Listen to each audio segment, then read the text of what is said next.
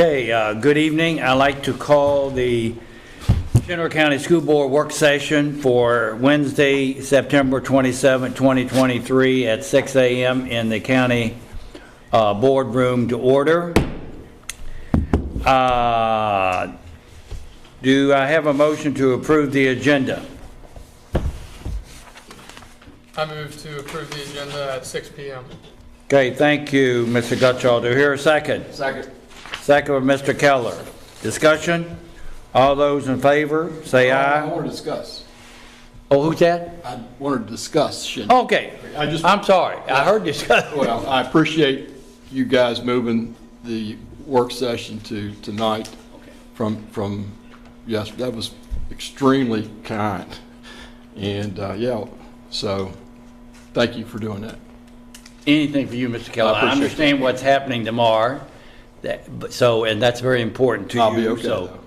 anyway, all right, we have a motion, right? I thought you were seconded. Do I hear a second now? I did second. Oh, you did second, but you had discussion? Yeah. Okay. All those in favor say aye. Aye. All those opposed? Motion carried by a 6-0 vote. First on our agenda is Ms. Litton about student support specialists. Ms. Litton.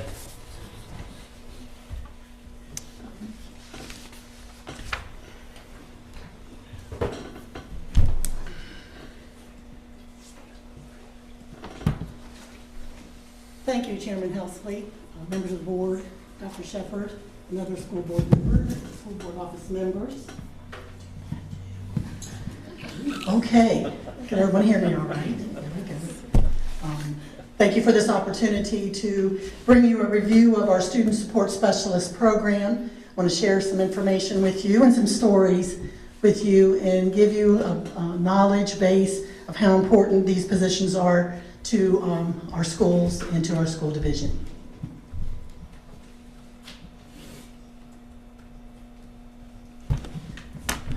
In 2021, we're in the middle of COVID. Try to erase those years from my memory, but they keep coming back.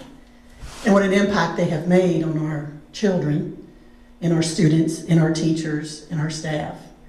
And at that time, we were thinking, as students were starting to come back into online learning, and we were seeing huge gaps, we were seeing inattention, we were seeing students not attending, we knew we had to do something different.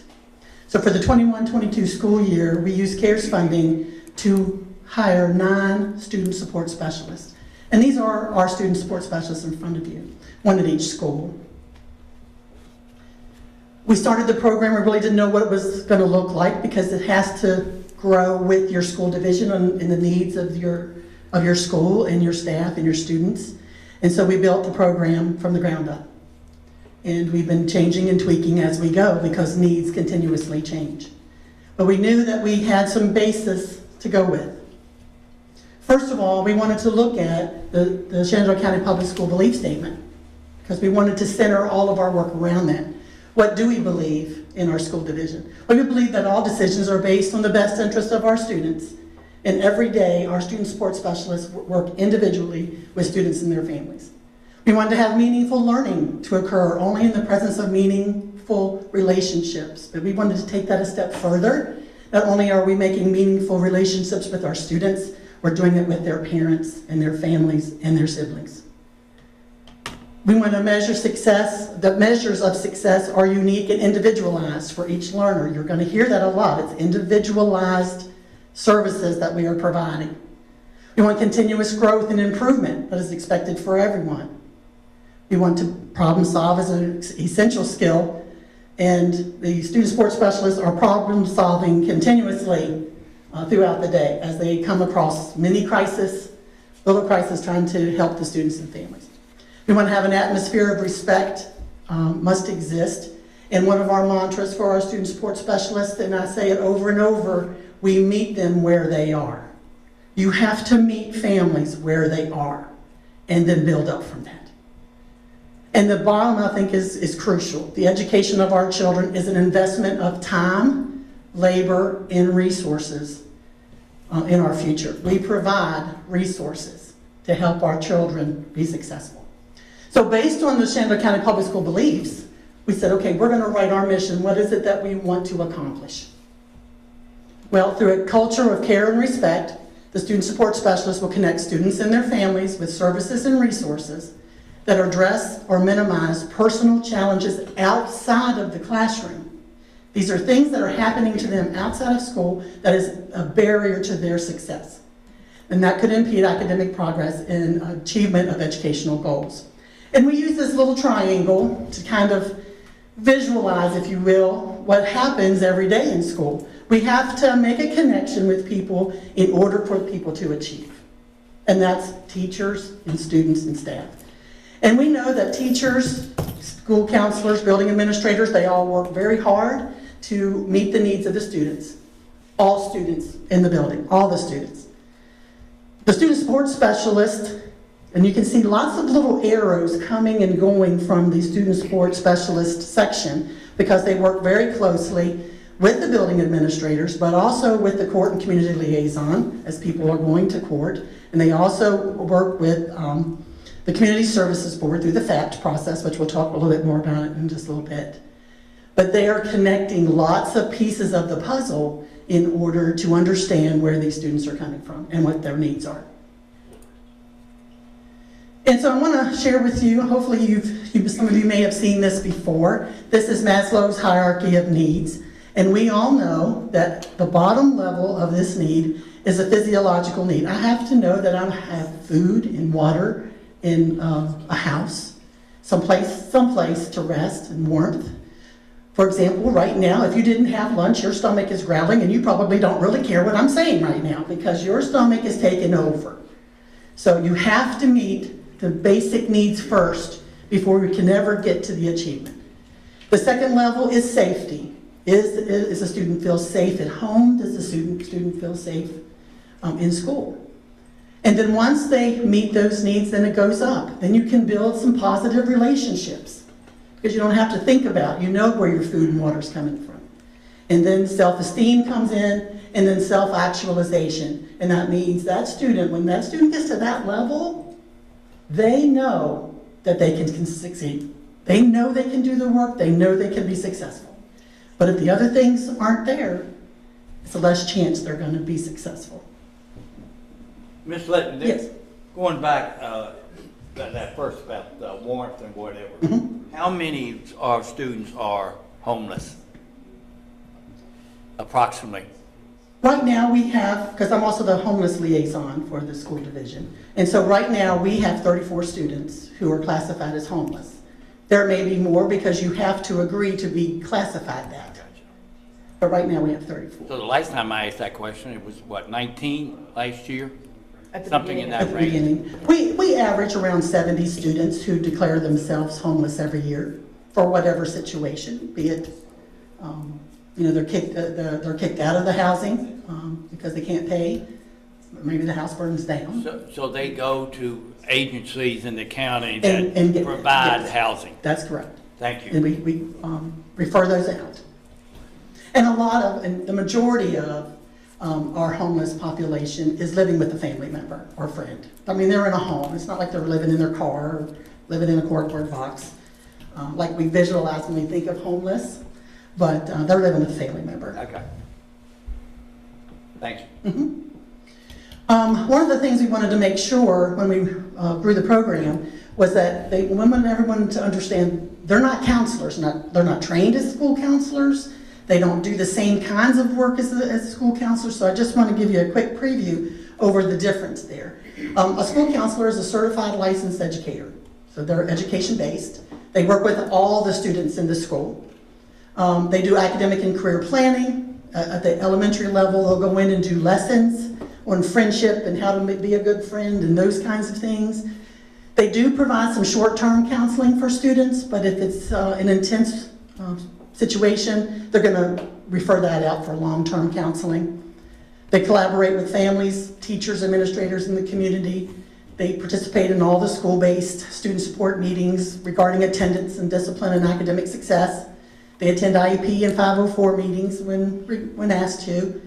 They do conduct some student needs assessments, but they're really focusing on graduation plans and scheduling the classes to make sure students have the correct classes and all the correct accreditations. So, and they also conduct targeted group sessions. For example, if they have a lot of students who are having difficulty making friends, they may have a lunch bunch group that comes together, and they're going to talk about how to make friends and how to do relationships a little bit better and get along with their peers. On the opposite side of that is the student support specialist, and they have a bachelor's degree in human services or education, so some of them don't come from an education background, but they work with targeted students. And in those meetings that I was talking to you about earlier, they will refer out. So student support specialists work with students who are referred by the school administrator. And so everybody knows that this is an at-risk student, and we all need to get on board in order to make sure that the student is successful. Our main construct is what we call family partnership meeting, and that is simply a meeting with everybody who's involved with this child. When we get a case that was referred, and then we'll sit down with the student, the parent. If there's any services in the home, those community agencies are there at the table, and we talk about the strengths and needs of the family, and then we create a plan of action.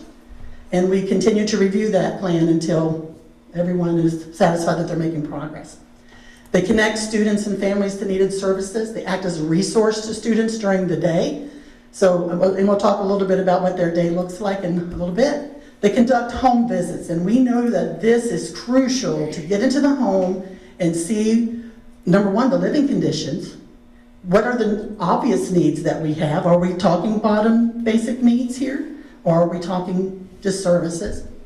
They conduct the student and family assessments. They present the cases to FAT. This is the funding source, because services come with a price. They work directly with those community agencies, attend the IEP meetings, and attend the school-based student support meetings as well. So there's always input there. They're an extra resource in the school. Notice school counselors, student-centered, student support specialist, family-centered. I'm not only working with the student, I'm working with the family and thus their siblings. I'm trying to get all of them in a good place. So we wanted to take a look at what kind of impact the student support specialist has had on students. And we can see here, this is some data points that we keep every year, the number of home visits, the number of family partnership meetings. But I want to talk specifically about the cases that they have. They are like a social worker where they will have up to 20 intensive cases, lots of services going on in the home, constant monitoring.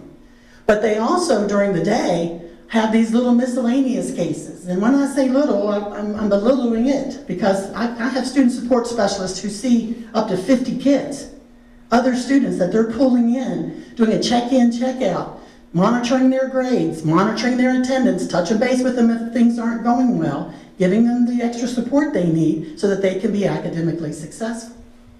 And so you can see in the past 2 years, 522 students, 497 last year. That's down from the previous year because we already had established cases. The first year we didn't have established cases, we were just starting. So the second year, it's down a little bit because we have established cases. So, think about that. 8.4% of our 5,800 students. Touching a lot of kids. Also want to put a little note here that we started outside agencies to come in and conduct counseling services during the school day because they couldn't meet or wouldn't meet their appointments after school hours. And we had 161 students who received that service. So between the student support specialists and the counseling services that are going on, 11% of the student body receive some kind of additional services beyond what we can have in the school. The need is intense. So you've heard me talk about services. What does that mean? What kind of services are they getting? Please note that these services is all about prevention. If we can do some small services at the beginning, we can prevent this student from having to be outplaced or day placement, which takes them out of the community, takes them out of the school at a very hefty price. So what kind of things do they do? Well, doctor's appointments, intensive home therapy, medication management. I'm just saying a few. You can read the screen, but I do want to go back to Maslow. How many of those are basic needs? Food, housing, doctor dental appointments, basic need, before we can even get to self-actualization. So I do a survey every year to get the input from the school administrators. How's it going? How is the student specialist working for you? And you can see these are the questions that I ask. And just want to point this one out especially. How has the student support specialist reduced your workload? And you can see the big jump from the first year to last year, which is our second year. We haven't done our data points for this year yet. That comes in October. But they also work effectively with the school counselor. And the student support specialists are members of the faculty. They are part of the school community, just like any teacher or staff member. And so I wanted to give you some information or some quotes from school administrators, because in this last year's survey, in addition to those questions, I also said if the student support specialist was not funded and that position went away, what impact would that have on your school? And so I want to share with you 9 comments from the 9 schools so you can see how important they are to the running of the school. This one here says, there's no way that we would be able to serve the kids in the way we are right now without this position. As an administrator, I do not have the ability to take on all these tasks, and we do not have the personnel to even spread these tasks out to be able to complete them in an appropriate manner. The student support specialist has been instrumental in connecting families to services, assisting with chronically absent students, collaborating on home visits, and providing an additional school resource for parents and students on the campus. The work of the student support specialist provides a tremendous line of support for school administrators and counselors. If the student support specialist wasn't doing this work, who would be doing it? It has to fall back on someone, or it doesn't happen. Without the supports and services of student support specialists, a growing number of students who require this level of mental health service will continue to struggle to achieve their academic potential and experience emotional difficulties that could affect their well-being and success in school. If we're not ready to attend school and attend class, that will show. If she was not here, it would greatly impact the running of the school. It would be a detriment to the school. Our student support specialist has been vital in helping bridge the gap between families and much needed services. I don't feel our counseling staff would be able to absorb the added responsibility. She's worked hard to build positive relationships with them being families, so they seek her guidance and assistance. We do not have personnel to do what she has done. The families would not be receiving the support they do without this help. This then leads to students being more successful in school because they have the supports needed to function in the school environment. We have found that when a student support specialist goes out to the family and does a home visit, it's a little less stressful than a school administrator going out or the truancy officer going out. They see them as an additional support, they trust them, and then they are able to open up more to them so that we can identify the services that they need. Another says that this would be a tremendous loss to our students and community. She works around the clock to connect families with community services and provide much needed support to help our students be safe, healthy, and successful. We hope through their work that we have more parents being engaged and students being engaged with the school. It will add to the work of the administration and counselors if they were gone. The SSS is vital for finding resources for students and families. We do not have personnel who could do this for our students. So I think you can see from all the comments, the administrators appreciate this position and find it a vital part of their school community. And then lastly, I'm going to talk about the impact on student and school success. And we look at these factors when we look at those success rates. What is the attendance? What's academic achievement? Student discipline, and graduation rates. We take a look at that data every year. How does the student support specialist add to those? Well, for attendance, there's a lot of home visits. If a kid's not here 1 or 2 days, we're giving them a call and we're rolling out to the house going, where's the student and how come he's not here? Because everybody has to be in school. And they do phone calls and check-ins and check-outs. The schools create all kinds of attendance plans, and they're part of those attendance plans. For academic achievement, they're monitoring grades, they're communicating with teachers and parents, they're touching base with the students saying, hey, you need to get this going, you need to get this completed. For discipline, they're on the student support team, so they talk about the at-risk students. They do a lot of de-escalation during the school day. You have a kid who's just angry about it all. And so the counselor might be busy, the school administrator might be busy, and now they're gonna go pick them up, and we're gonna de-escalate, and we're gonna get you back to class. We're not going home, we're gonna get you back to class. That's our purpose, doing a lot of behavior plans. And finally, they assist students in completing graduation requirements. And last year, our graduation rate was 97.7%. And I think their work has had a big impact on that number. So that's our program. And we, like I said, we tweak it every day because we base it on individual needs.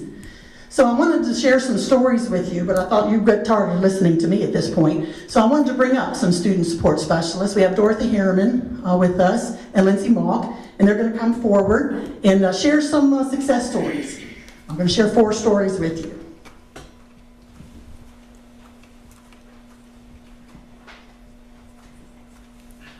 Good evening, members of the school board. I'm Lindsay Malk. I'm the student support specialist at Peter Muhlenberg Middle School.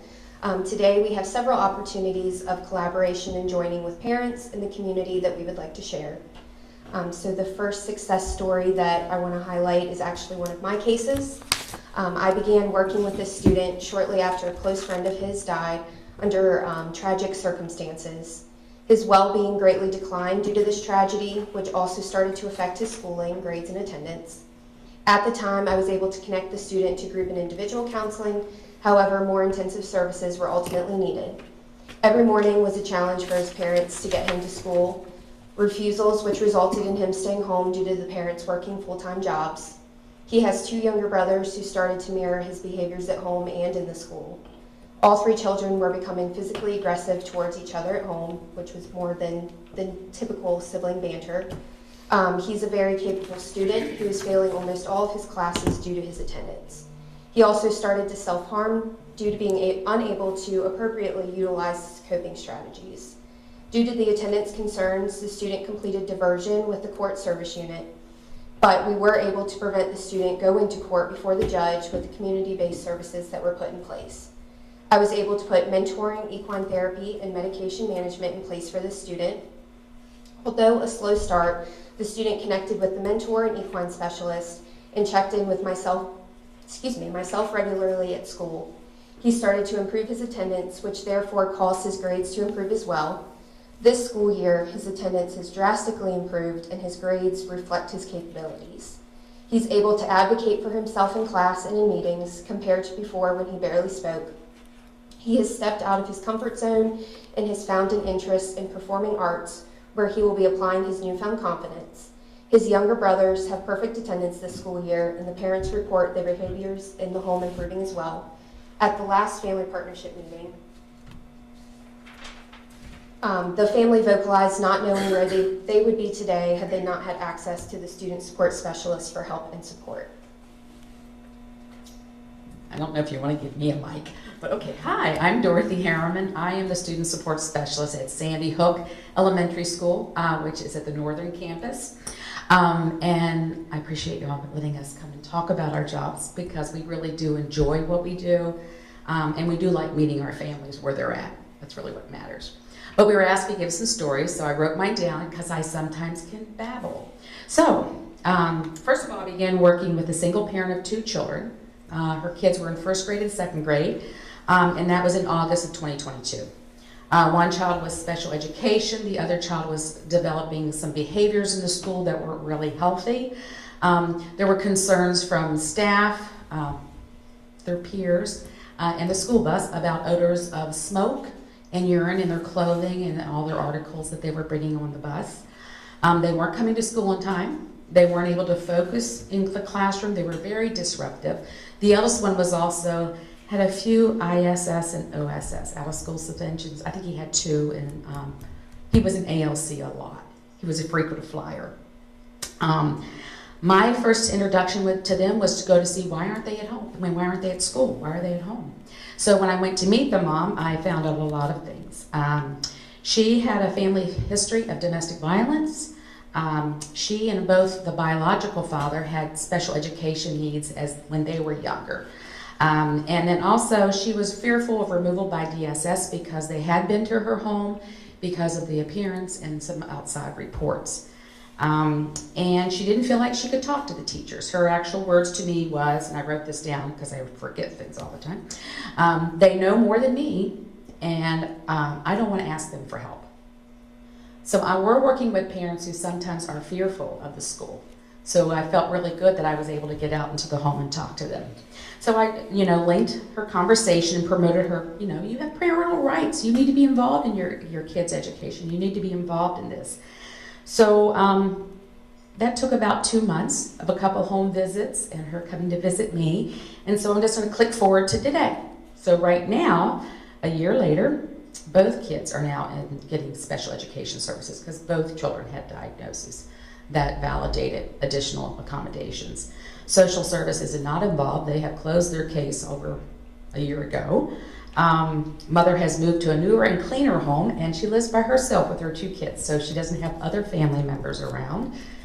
She actually has a new job, yes, and the job allows her to have her schedule revolve around the children's school schedule, because a lot of problems with our working parents is childcare. So she was able to acquire some new employment.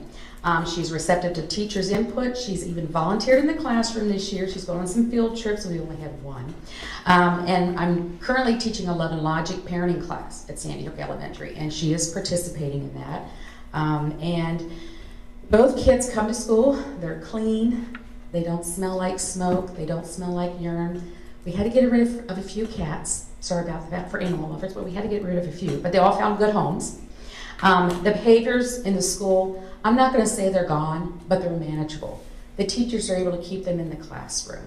They're able to redirect them. They have tools.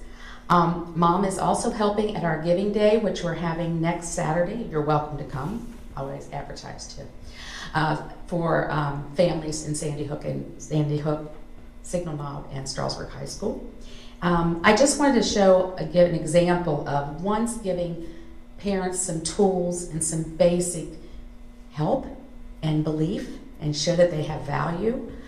She was able to get back on her feet and actually excel in less than a year. So she said she'd be here tonight, but tonight is also our parent, what's it called? Parent night?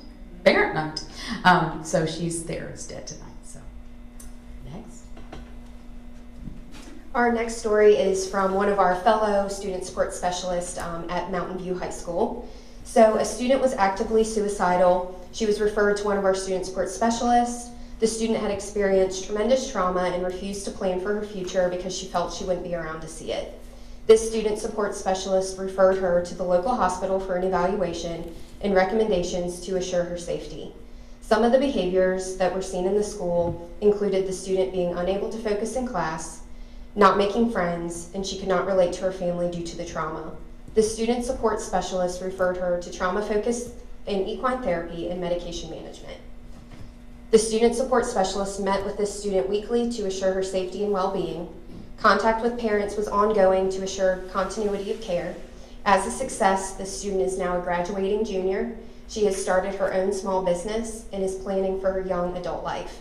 These services implemented by the student support specialist prevented young suicide.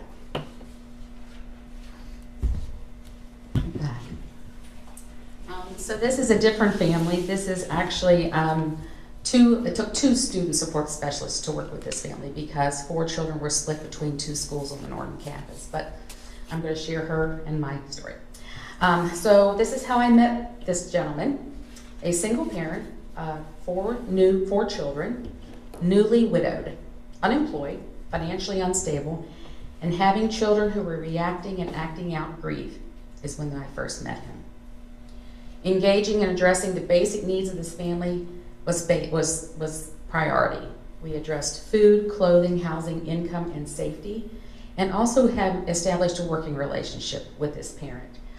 He was receptive yet guarded because DSS keeps coming up, but DSS was involved in this case. And there were fears that his 4 children would be removed as his wife had passed. It prevented him from reaching out. He never shared anything with the school. We didn't know what was going on, so when they sent me out, this is what we found. I became involved with the children when they were reacting with behaviors in school and the home that were not manageable. In the school, the eldest were often seen in ISS and OSS. Engaging with myself and the other SSS, student support specialist, Mr. X was able to open up and see that the school and community was there to help him, not judge him. Services of counseling, mentoring, family partnership meetings, evaluations for all the children, grief support, completing applications for Social Security benefits, survivor benefits, routine calls, and visited, has promoted a really positive working relationship with Mr. X in the schools. He is now attending his IEP and 504 meetings for 2 of his 4 children. He attends parent-teacher conferences. He makes appointments for the children's doctor's appointments. They hadn't been to the dentist since their mom had passed, so we got that done this summer. He actually enrolled the children in sports, so now the kids have another natural social support in sports. He obtained his driver's license and began to see the value of his involvement in the children's activities. To date, all 4 children are still enrolled in school. They attend regularly. We have had no discipline issues this year so far. Fingers crossed, right? His kids are bright. They really appear happier. They talk about their futures. It was always about the past when we first talked about them. Now they're talking about what they want to do, and that's where we wanted to go with them. Mr. X is a parent whose children would have possibly been removed, separated, or continued to experience more losses had they not been successful without the investment and willingness of you guys to allow us to serve them. Thank you. Thank you, Dorothy and Lindsay. Some great success there. And that's just the tip of the iceberg. And we've got tons of stories we could share with you. Making a big difference, one kid at a time, one family at a time. But we know, as we talked about these services, somebody has to pay for them. I mean, that's a brutal fact. We gotta pay for it.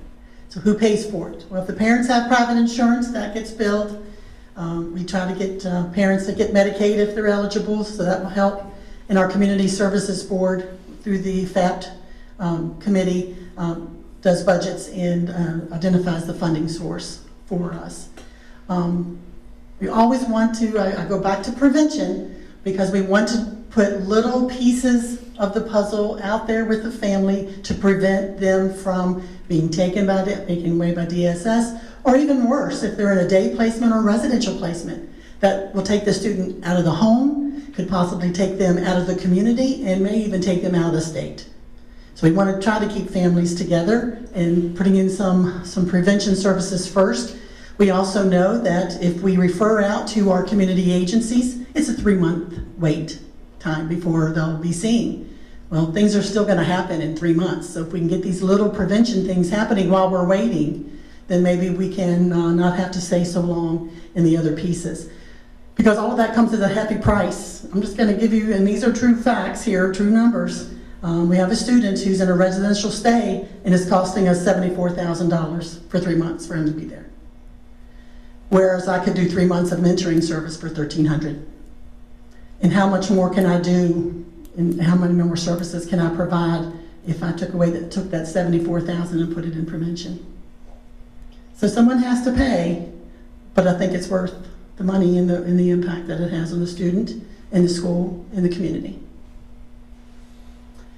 So again, I want you to see the faces that are doing the work.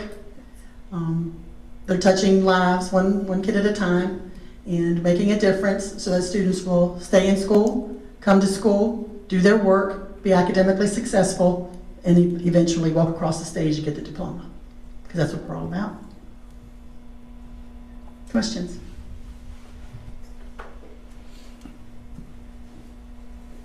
Comments or questions for Ms. Litton, please? Yeah, how many students from 2021 and 22 did you serve that carried over to this year? I mean, is there at some point a cutoff where you say, hey, things are great and we're going to step out of here and we're going to let you try it on your own? Well, it varies, because as students get better and they are using the services that they have and the families are improving and the students' plans are being met, then we'll bring in someone else. So it's very fluid. Student support specialists have a maximum of 20 of the direct intensive cases that we told you about. They can only have 20 of those. But then the miscellaneous cases that we talked about, it depends on what the school needs. I have some who have 25, I have some who have 50. Now, are we offering parenting courses, things like that? We're not at this time. Dorothy, as she mentioned, is doing the Love and Logic, which is a great curriculum for parents, and I highly encourage any parent to go through that. But we haven't reached that part of it yet. It's a good question, thank you. Yes, sir. Dennis? So, how much stitching together do you do with DSS? It would seem that there's a lot of congruity here, and I could, without wanting to see the outlier here, could see a lot of these tasks being done there Right. rather than here. Well, you have to know the criteria for DSS is abuse. So that a lot of our work isn't abuse. It's just that they don't have their basic needs met, or they don't have the skills that they need. So it may start out as a DSS case, but then they'll drop the case because it's beyond their criteria. But we'll continue working with the family and the student because they still need those services. They still need some mentoring or whatever in order for them to reach their goals. So, Dorothy? Just to add too, is that sometimes with DSS, when they close the case, they know that there's services that might still need to be held, but they may not have staffing, or they may not have the resources to keep those cases because they don't, like she says, meet the criteria. So very often DSS may call us and say, I know you're there at the school, could you keep an eye on Johnny and reach out to mom if there's anything else, let us know, kind of thing. Yeah. But once there is an investigation of abuse or neglect, there's a disposition, and then they typically close the case. That's remarkable that I'm thinking how we can do better handoff there, and it turns out that they're handing off back to us in probably greater numbers, which is kind of scary. Although, I mean, Very busy, I'll tell you that. yeah, but I mean, what you guys do is incredible, and it's so important. As you pointed out, those are not only is a great success story individually, but that soothes the water for everybody else too. That's correct. Keeping all those things down. Yes, But it's just it's too bad. I mean, bureaucratically, it's really hard to get a handle on this because it doesn't really fit the criteria of education, and yet what you're doing is allowing more education to occur, not only kind of indirectly with the kids you're working with, but indirectly with the other kids in the school who aren't impacted That's correct. by this. So it's a real kind of philosophical dilemma. It is. It is. It is. But the work is important, and every child needs to be successful, and that's what we're here to try to do. Do you have any cases that you've had to have law enforcement involved and we've pulled them in? The Girls, threat assessments. Threat assessments. If we have students that maybe have said things that they're going to hurt themselves or Right. hurt somebody else, we will Do a threat our assessment. SRO That makes- come in right. and they help with that. We've also been, I don't know about everybody, but I know several of us have gone to the hospital with our parents, sitting and waiting to see whether a child gets evaluated, whether they're going to be going to residential or going to the inpatient hospitalization. So I think, I heard what you said about the education component. I think education also, we're educating the parents that they have the ability to be involved with the schools too. And I think some of our parents of lower economic, social economic, sometimes want the schools to take care.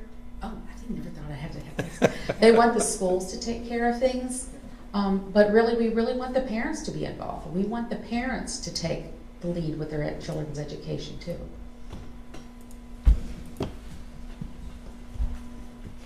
Stand on this side.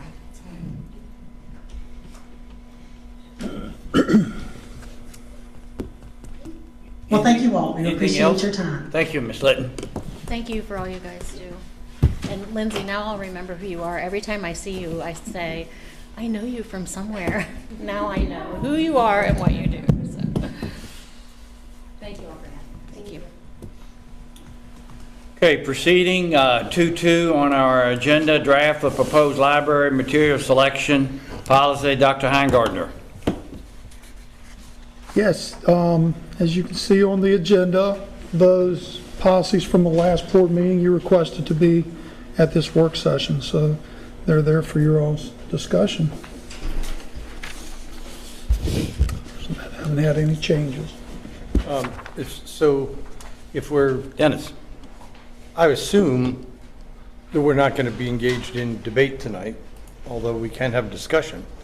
I'm concerned that on the 12th of October, we not wind up at 10 o'clock or 10:30 taking this on and then going to the wee small hours, because it'll be a spirited debate.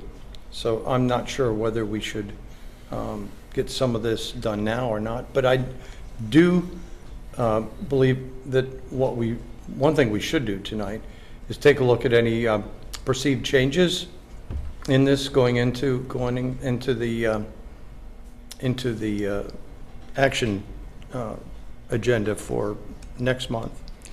And so on that basis, I'd like to make a couple of suggested changes in the selection policy, which the policy committee has put forward. So I guess there's no way to, is there any way to put these up, Dave, or are we just, No, yes, sir, we can put them up. okay.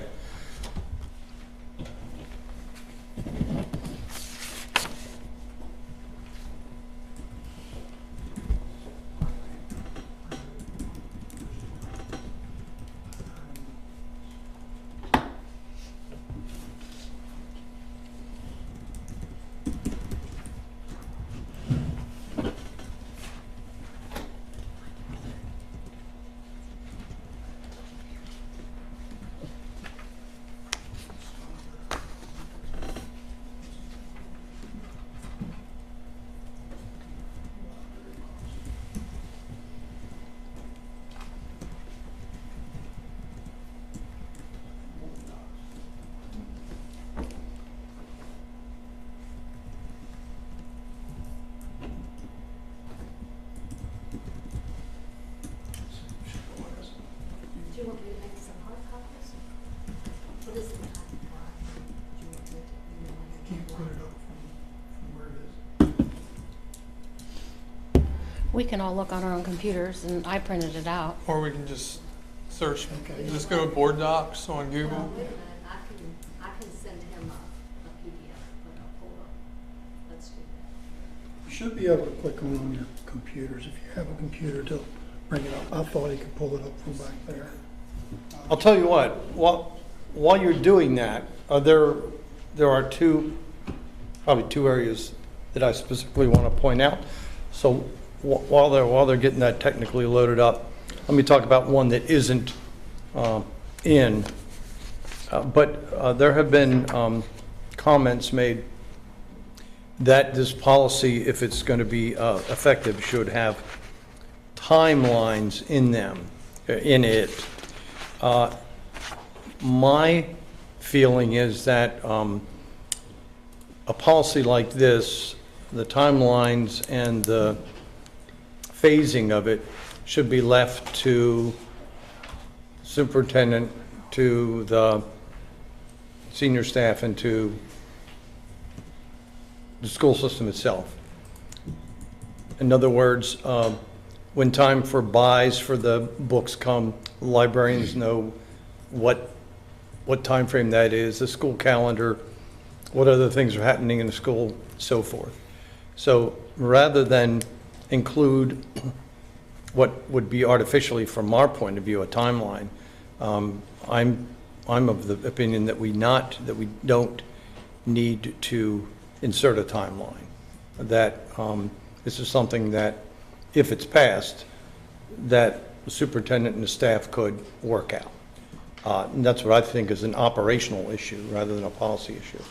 So now that wasn't my suggestion. I've received that suggestion from several people, and I'm saying my reaction would be not to include that in the policy that we consider. So that's one thing.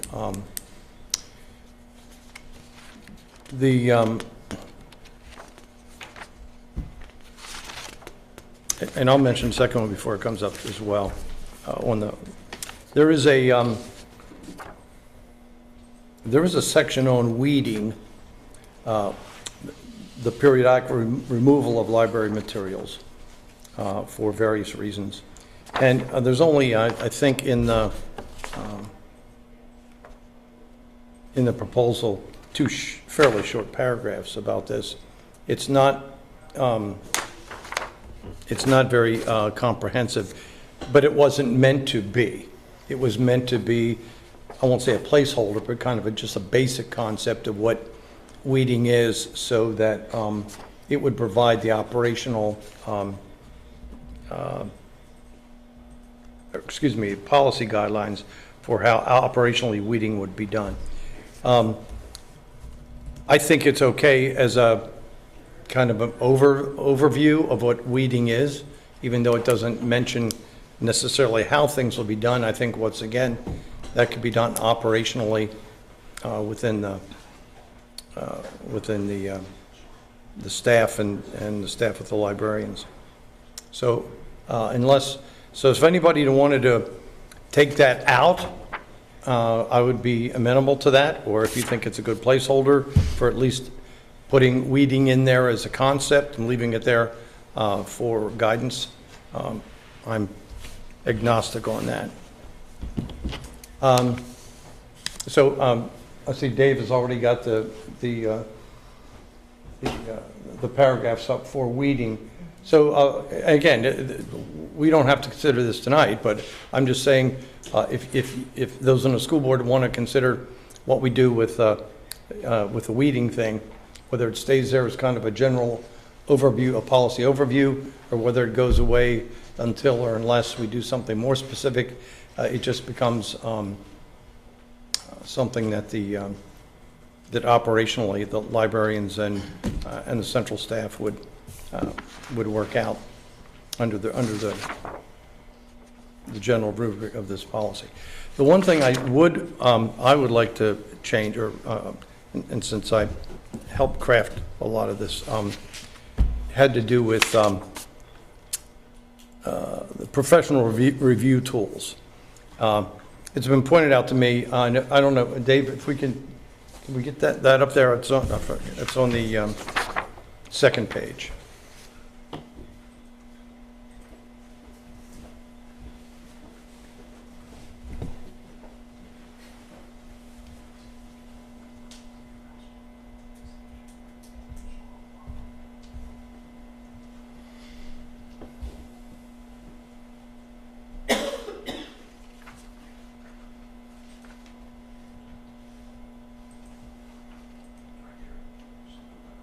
Yeah, there we go. So there have been comments made that I have to agree with, that the middle two sentences in there are pretty subjective concepts that really don't add anything there and are argumentative. So I'm sure there'll be some here who will be happy to know that I wouldn't mind striking the second and the third sentences under professional review tools. It still would say, there are many review journals and web-based evaluation tools available to help in assessing books and materials, but then it would skip down to the final sentence that should be said, that would say, care should be utilized in selecting these reviews and recommendations, and due diligence should be taken to develop and utilize a balanced and varied grouping of such resources. So, so taking out the middle two sentences, it takes out some of that subjectivity, which is what I aimed to do when I did my last edit of this. So those are the only three things procedurally or format-wise that I would recommend. And so I'm not asking you to change that. It would probably be something we'd have to do by an amendment, I'm guessing, at the October 12th meeting. I'm not sure. But those three inputs came to me, and that's, I just want to know what I thought as one of the editors of this proposal. So I'll just leave it there. Comments?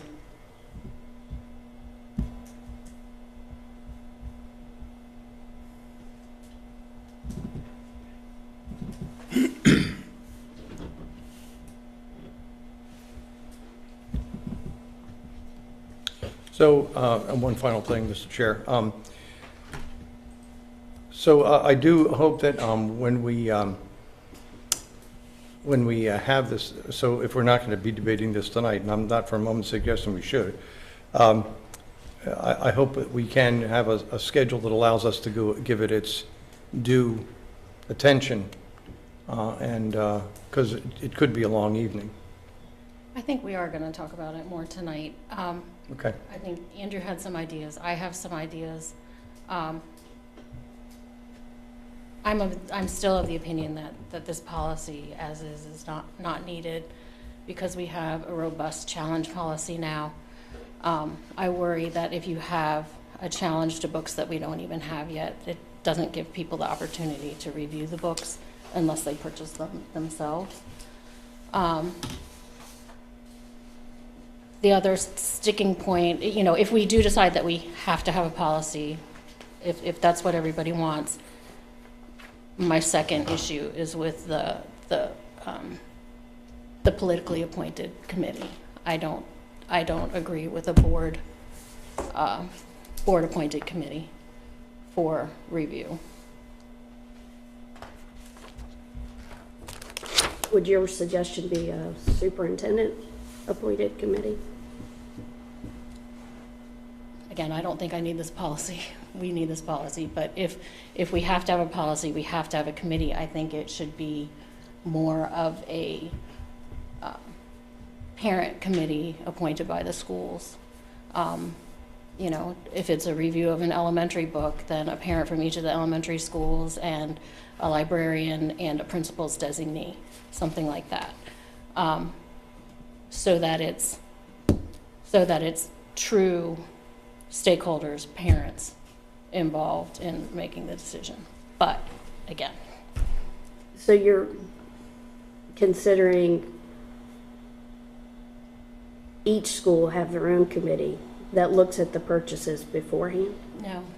no, not each school, each level. So if there's a challenge to an elementary level book, then it's a parent from each of the 3 elementary schools, the librarian from the school where it was challenged, and somebody appointed by the principal. Right, but we already have a challenge policy. Exactly. But this is a policy prior to purchase. Right. So it's something completely different. Right. And so, just a few points. I did some research this week looking at the term young adult. There are places such as MIT, Psychology Today, gosh, there's some other ones that right now escape me, but I have a list that pushed the term young adults 18 to 28. The American Library Association puts it at 12 to 18. So that's one key of how we look at things. I mean, if you think that some of you here feel that a 12-year-old is able to make adult decisions, be subjected to adult material, okay. I asked for a PO. Well, actually, I was approached at the last school board meeting. I had highlighted Red Hood and I had Almost Moon. And Almost Moon, when I was on vacation, I couldn't find it on the list, so I emailed Ms. Shepherd and I said, will you please add this to the sexually explicit list? She came back, she said, sure, it'll take a couple days. I got back off of vacation and one of my fan club members on my school board page indicated to me that they could not find the books, said there's only one there. So I emailed Ms. Shepherd and I got an email back that I requested a copy of because the books had been removed. And from the librarian standpoint, it read, good afternoon. When Red Hood by Alana Arnold becomes a conversation tonight on the school board at the meeting, please know I referred to Common Sense Media when reviewing my collection. Because it was given an overall rating of 15 plus, I kept it on the library shelves. And I emailed Tim Taylor to add it to the sexually explicit content books on the webpage.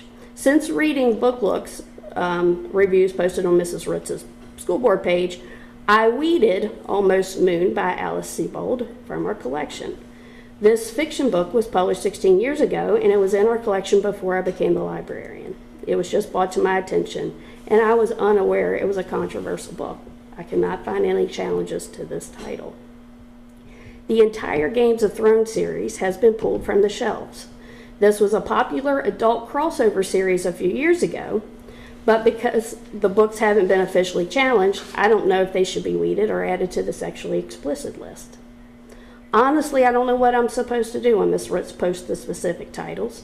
Should I weed the books from the collection immediately? Should I put them on the shelf or wait for an official challenge? Should they remain on the shelves to be added to the sexually explicit list? I want to be the best librarian for our school, but I don't know what steps to take. Any guidance you can provide would be greatly appreciated.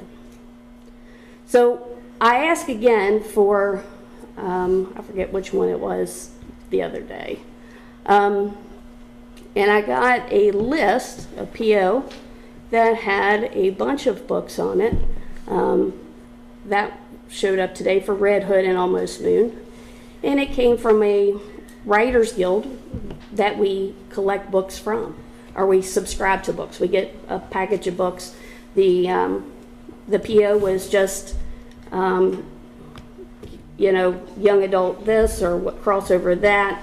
And we get these, and I'm assuming I need to follow up that if there's something in there we don't like, we send back. But here again, somebody else is picking our choices. So when you look at the book or the site that was quoted originally, 15 plus for some of these books that once looked at said, let's not. So what's interesting to me is that we can order books from associations, and and lobbying groups and things of that nature. We can go to someplace online and take considerations for whether it's appropriate, whether it's not appropriate. Yet we are, for whatever reason, just downright against having parents in this community who we serve, their kids, go, you know what, let's look at these books prior to purchase. And if it's something that, as we're helping to go through it, because obviously everything that's in the library isn't known. Some of it's been there for a while. Some of it's popular. If you hadn't followed the big thing, Senator John Kennedy out of Louisiana read genderqueer and apart from Not All Boys Are Blue. This has gone to national levels here where we're having conversations with legislators. And the American Library Association has given several awards to the book Genderqueer. However, the author came out last week and said it's not appropriate for kids. So we have the Sarah Moss books, which by the way are still listed at 15 plus on some sites. Now we had a librarian sit here and say, hey, they were re-rated at 20, at adult. We've got the Game of Thrones. We've removed all those. Didn't know that, her words, didn't know that they were that bad. We've got other ones that, the Moon book, as well as Red Hood. Didn't know it was like that.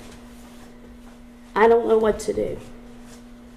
I have not ever asked anything to be removed.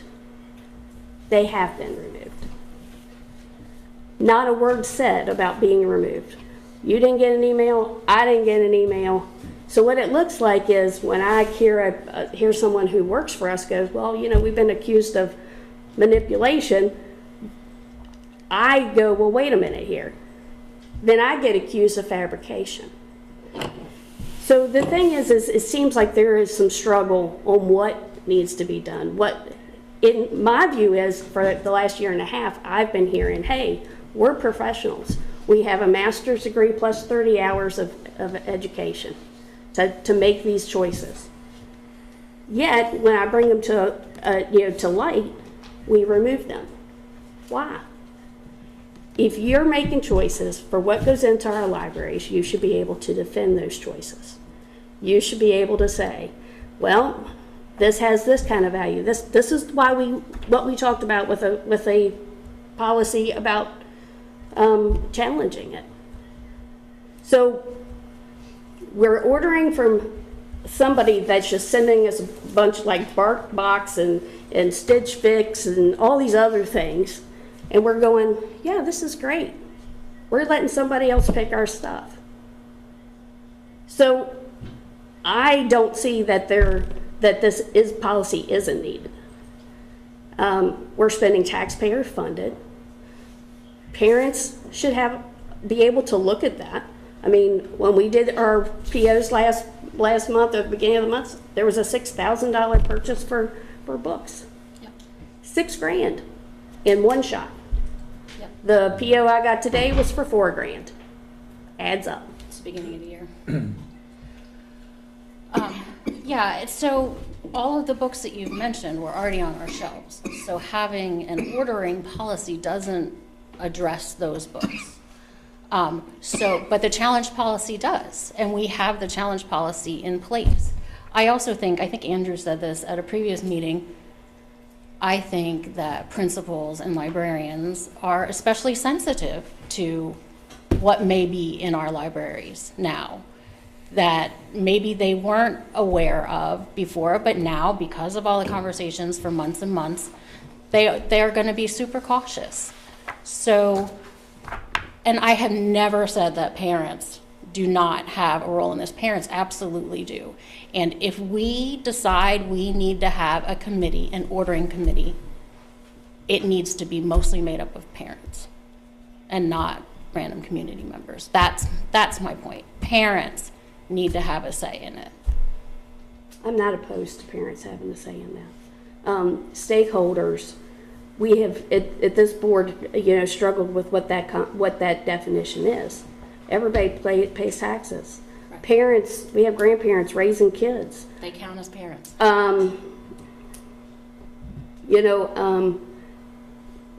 There was a majority of folks that spoke at our board meeting that didn't have kids, weren't parents and everything else, and we've taken all their considerations in. So, if you are, I'm not against having parents on the committee.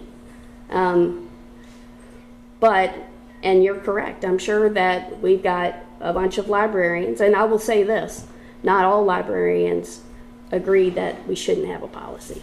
So we should be very careful of that there are some that are okay with the policy. The word common decency came into play. So we have to watch carefully lumping everybody together, even with the loudest of folks. But I'm not against that. But this is one spot that there's no oversight. They can order what they want, they can get what they want, and I hope that they are looking forward to what they have. And yes, again, what's in our libraries should be listed on a sexually explicit. If something isn't, we need to add it. There's 102 right now.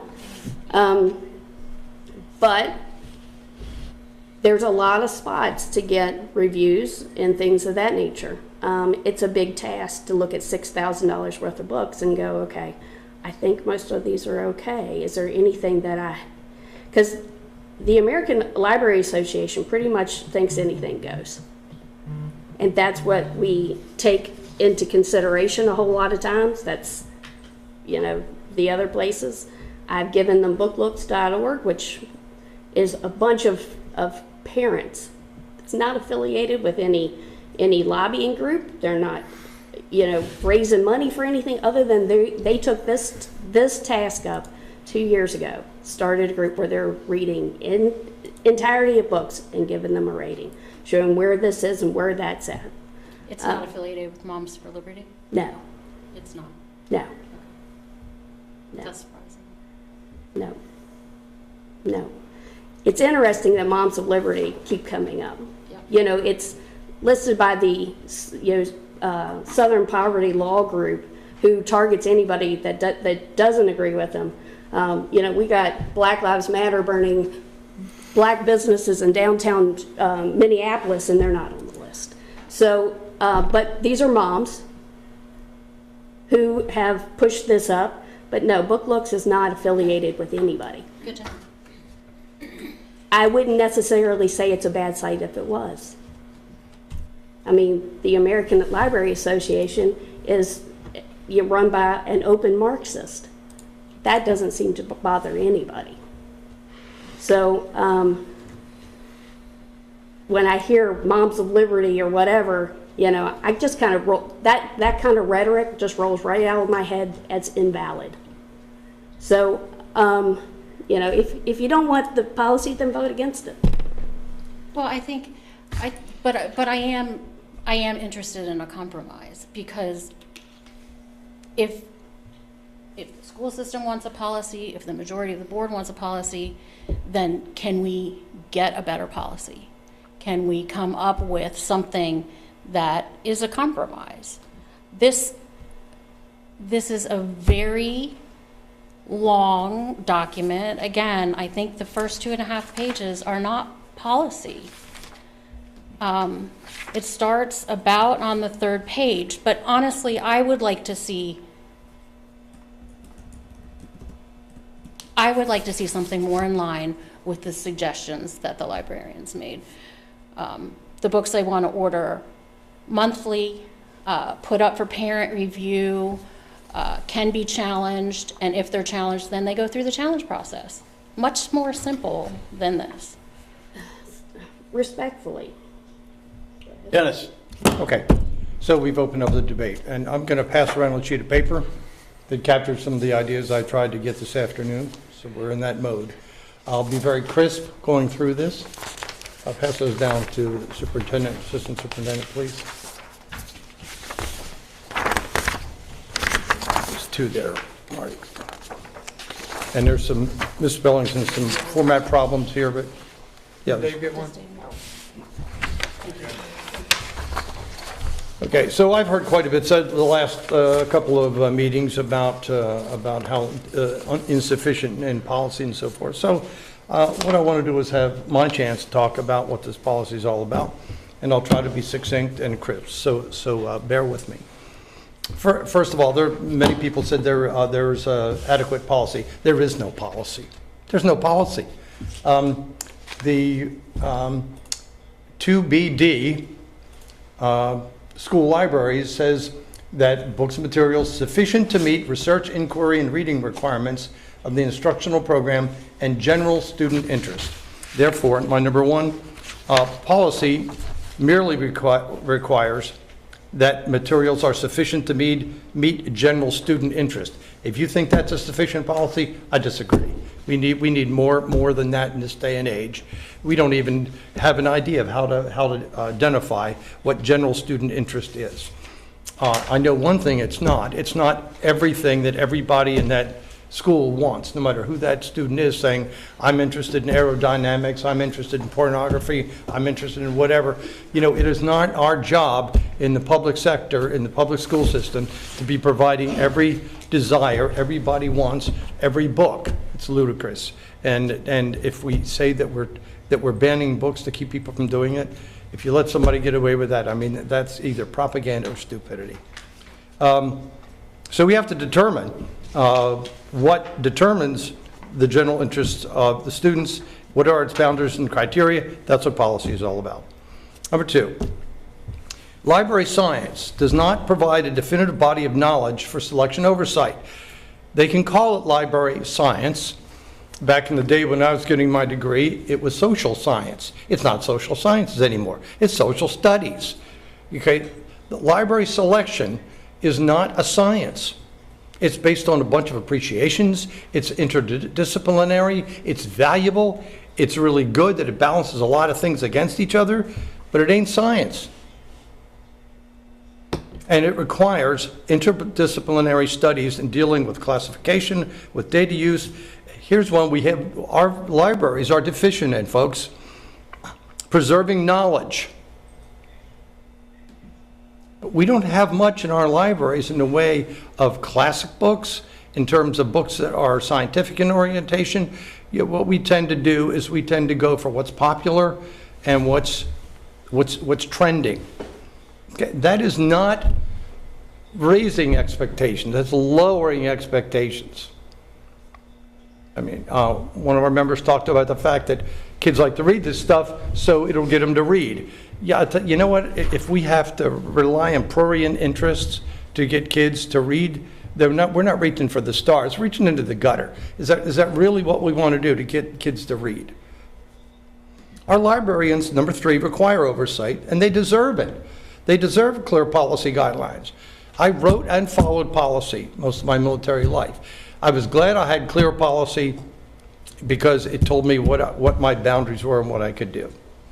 I didn't take it at all as somebody trying to tell me how to suck eggs. Number 4, the parents are, as involved stakeholders, deserve a voice in developing the library policy.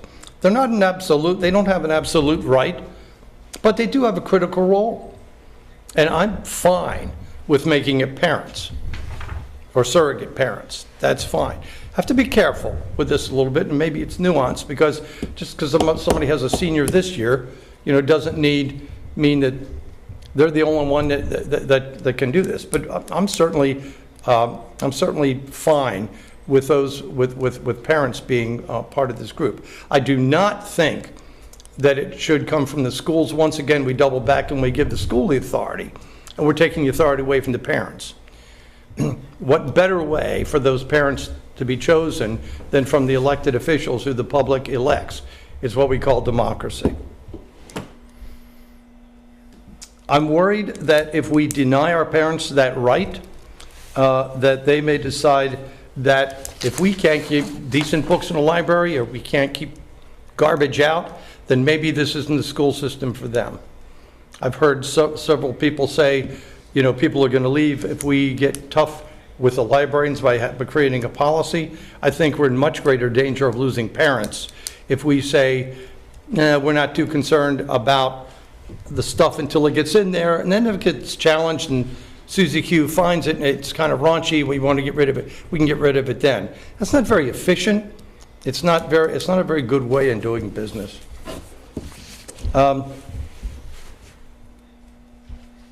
I said number 5, the school system does not have the obligation to select books to meet every taste, every interest.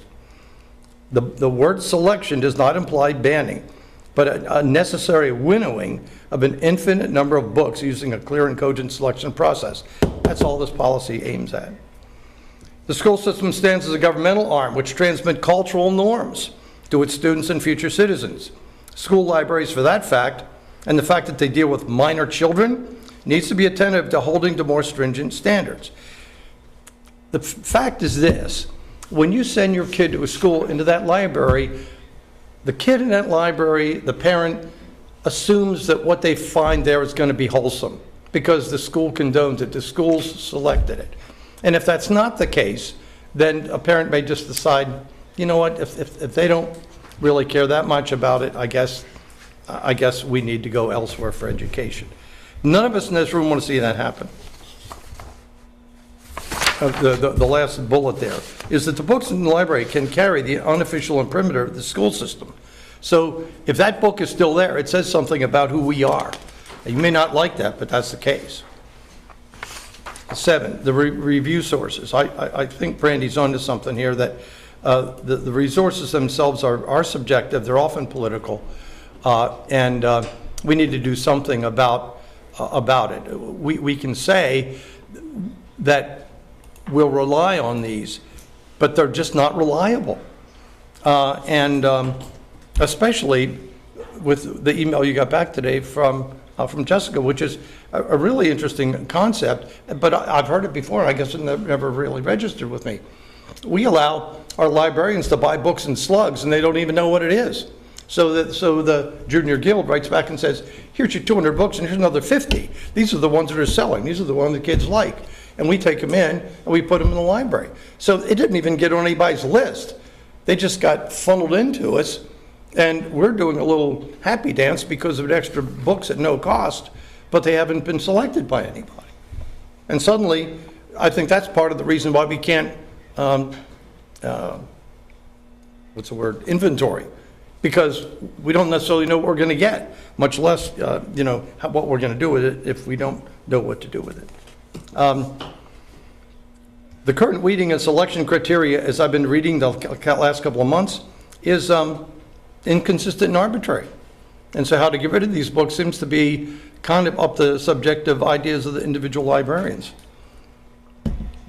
Number 9, we were told that librarians were kind of all in together on this.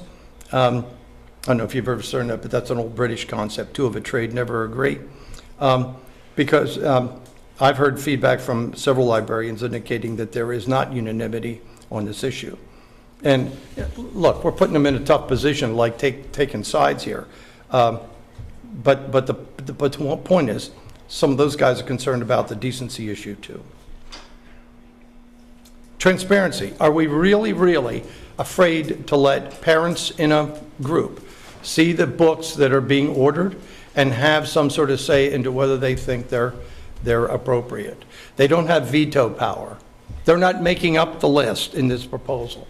The people who make up the list are the librarians. They make up the list. But the reaction to it and ability to take some off or add some to it comes as part of this group, which again has 2 more filtration systems after that.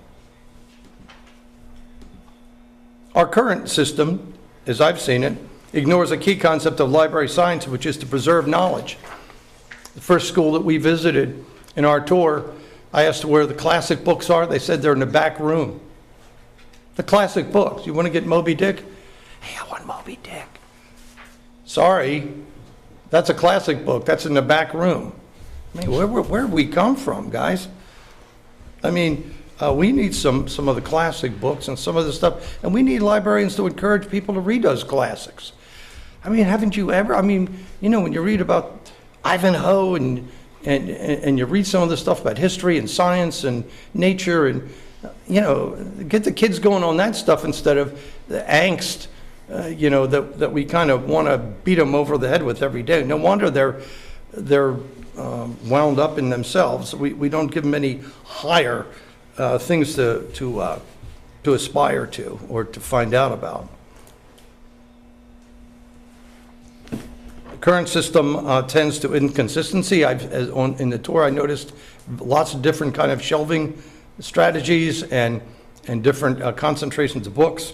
So I don't know whether that's good or bad, but no 2 libraries are the same, so they reflect the personalities of the folks there. I guess that's okay too, as long as there should be some sort of overarching policy that drives that, and not just the the proclivities of the individual librarian.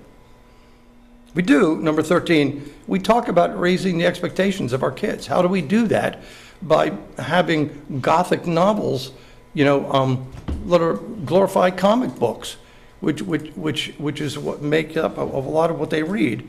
Now, a lot of what makes up our libraries. I know it's part of the popular culture, but shouldn't we be a little bit better and bigger than that, than to just chase after what TikTok says or what Netflix says, as somebody said in our meeting? I think we need to respond to the concerns of our stakeholders and the public. This is a national issue. I don't know how many of you watched, but last week there were some pretty powerful moments when the Senate had hearings on this. And it wasn't just the president of the ALA, but it was the legal counsel who said, no, they don't want to talk about promiscuity, they don't talk about pornography, they want those terms kind of filtered through the words of inclusiveness and equity and inclusion, because they think that's the way to sell this stuff. And I think that's a pretty terrible tactic for them to kind of shoehorn their views into our schools. I think our stakeholders are concerned about the national as well as the local declining morals and decency in books and media. And if we say the parents don't deserve a bite at the apple, we have sent the wrong message. That's it. Andrew, you got, Well, yeah, I told you that first of the year, Dennis and I worked together and came up with a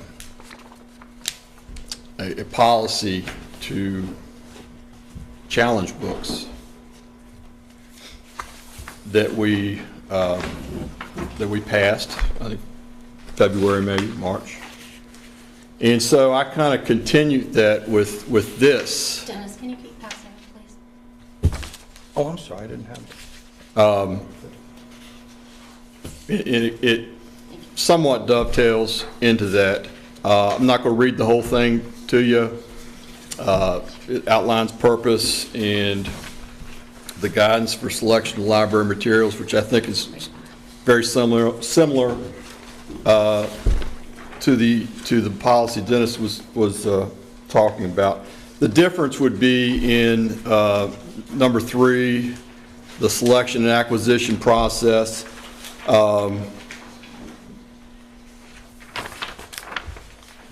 In this, the librarians, the elementary librarians would meet collectively, the middle school and the secondary, the high school as well. And they would come up with a list of proposed books, and they would, that they agree on, given the criteria that is spelled out previously. And they would take a look at this and create a final draft that they would present to the superintendent and to this board. And then the final draft list would be posted on the division website. How many days, I don't know.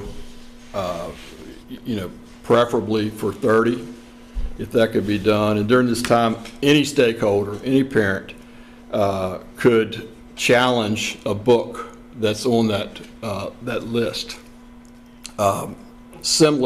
In similar ways that they would challenge a book in the library currently. So, yeah, you can take a look at that. I don't want to compete with Dennis and Brandy's policy. I offer this as a compromise. I am not nearly as passionate about the issue as you guys are.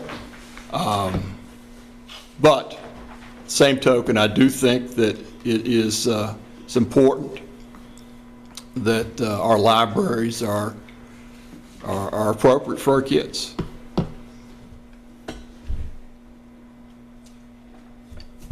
So I like this.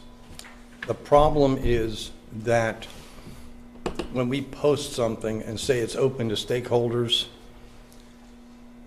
nobody really gets the impetus to go in and look at 1,000 titles and how to find them and how to read them and how to review them, and everybody just sees it as, I mean, if I read you right, this is just open to stakeholders to do.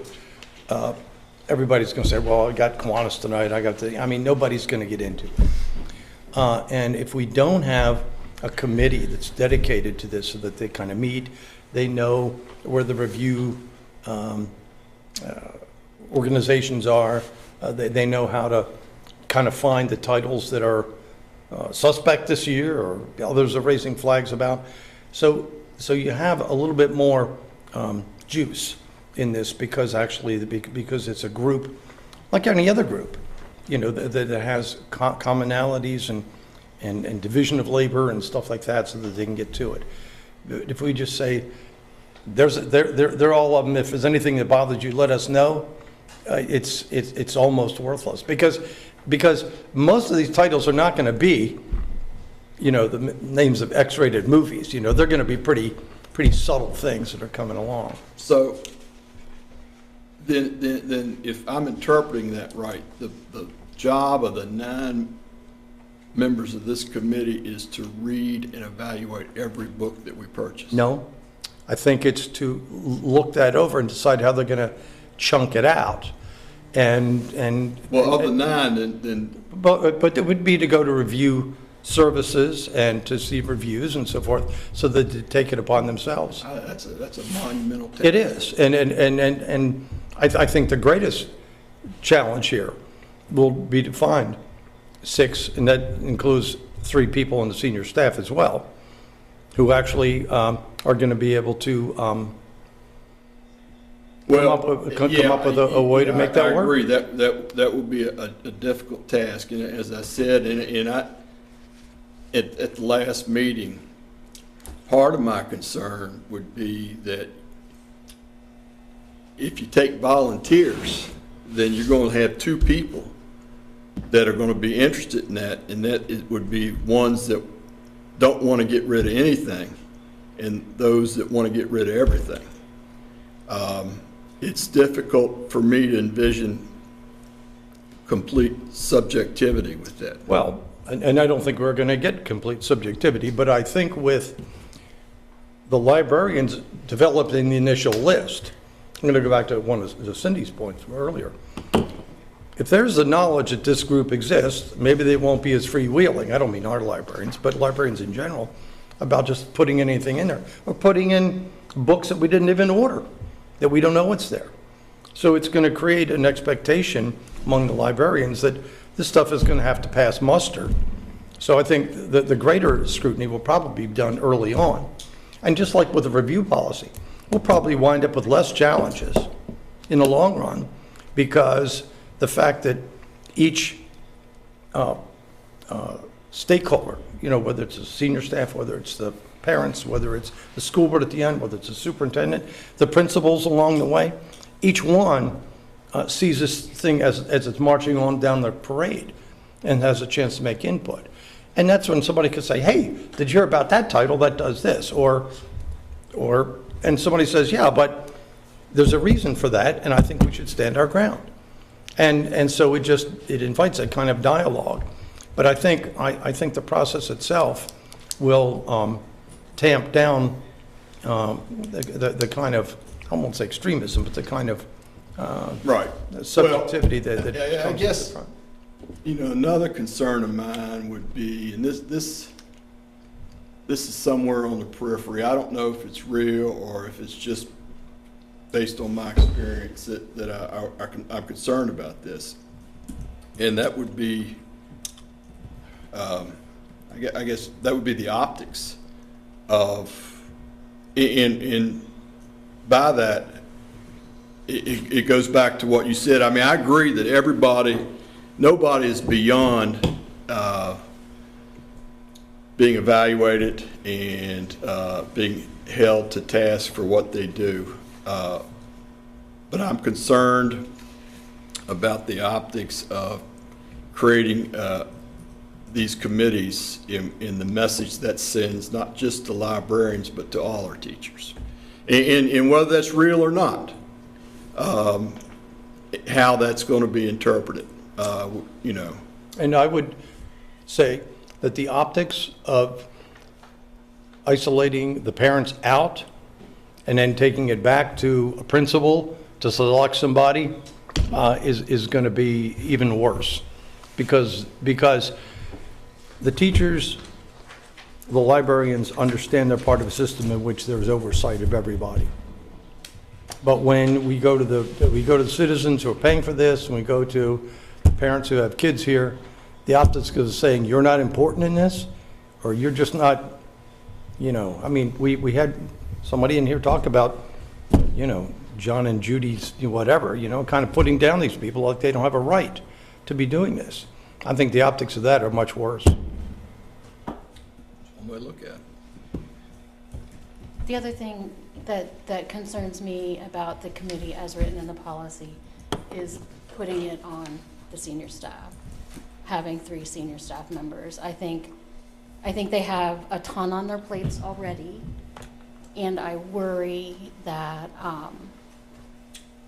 I worry how they're going to do this in a way that is, I don't know how to say it. If they make a decision with the majority, they vote with the majority on something that the board then decides they're going to pull, how does that reflect on them with the board? I don't think that they need that task. Well, take a look at what's happened with the review policy. Chad organized a group, they got together, in a matter of weeks, they went through it, and they made a decision, and that's the only book that's been challenged ever since. So I think our teachers, as well as our central staff, actually, I won't say they like to be called on to do this kind of thing, but I think it builds an amount of professional activity in which they actually have input that actually forces them to meet with parents when this kind of thing happens. And being able to task organize something like that is, I can't imagine the amount of time that Chad put into it, but it worked. And if that's where we are, that it takes just 3 members, I think it's pretty extreme to think that if it finally gets to the school board and the school board pulls it, we're going to go back and say, oh, look what he did, he made a mistake. When an umpire blows a call at first and then video overturns it, nobody the next day says umpire so-and-so made a mistake. It was just like, oh, we caught this, good. Nobody goes back and starts pointing fingers. I'm not saying that it would be considered a mistake, but if they have the belief system that a book should stay or go, but the board disagrees with them, I don't want the board to look badly on them. I think that's pretty far down in the weeds and unlikely to happen. Okay, I don't think school board office employees should be on the committee. If we do a challenge, technically, that process is going to come into play, or could come into play anyway. I mean, somebody could challenge it all the way to the school board. And all those folks that said, no, we should keep it, could be negated right here. It's the same thing. I'm sorry, go ahead, Brandy, I'm sorry. I just want to say that I appreciate that we've been talking about this for so long, and the work session right before we vote, we decided to come up with something else. You appreciate that? Sure. I do.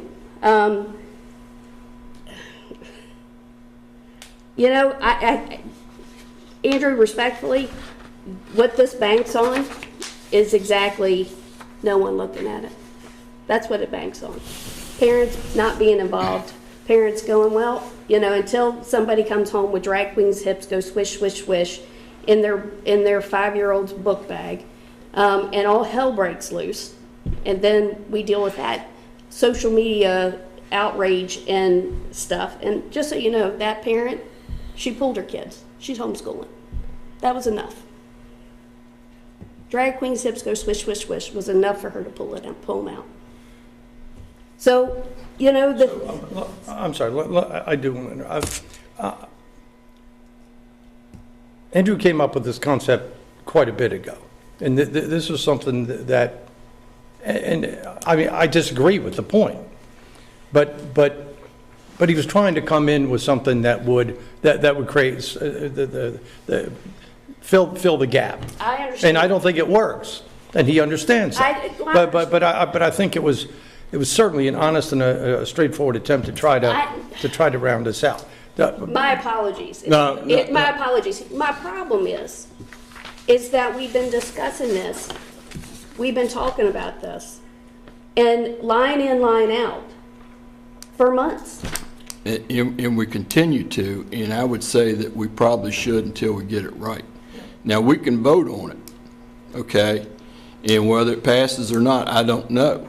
But the reality of it is that I don't know that if we vote on it today, that it's going to impact what we do right now. Okay? Now, that is presented as a compromise. That is presented as, hey, this is probably a little bit less than that. Again, you know, I'm not passionate about it.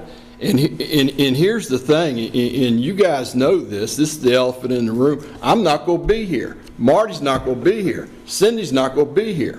Okay? I do. Okay, so I'm putting that out there. If you guys like it, then that's fine. If you don't, that's okay too. I don't know that I'm ready to go all in on the other. I don't know if I'm there yet.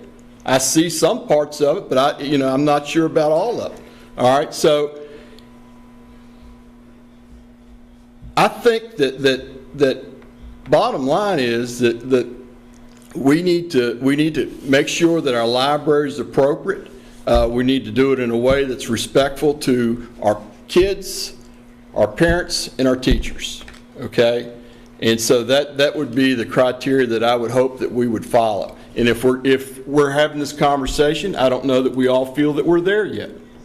Okay, and again, you know, we have 2-3 months left on the board. I want to be able to help out with this, but if my suggestions aren't, you know, what you guys want to look at, then that's fine. Andrew, my apologies. No, I don't. I didn't mean. Did I sound like I'm not upset? No. Right. Here's my angst with it's not the policy. It's the fact that we had this the last policy time we tried to raise. It took us 8 months. 8 months. And for many of that, we met and we sat here, did nothing. There was, let's have input, let's have this, let's have that. And at the last minute, Andrew comes in and saves the day with a policy, and then and it takes another 2 months, whatever. I apologize if this seems like I am looking at this not so much as, well, you know, it's timing for me. It's timing that this is presented. Let's wait on this again. Okay, I'm okay to kick this down the road if we can't come together and come up with something. Because what you're saying now is that this is a compromise.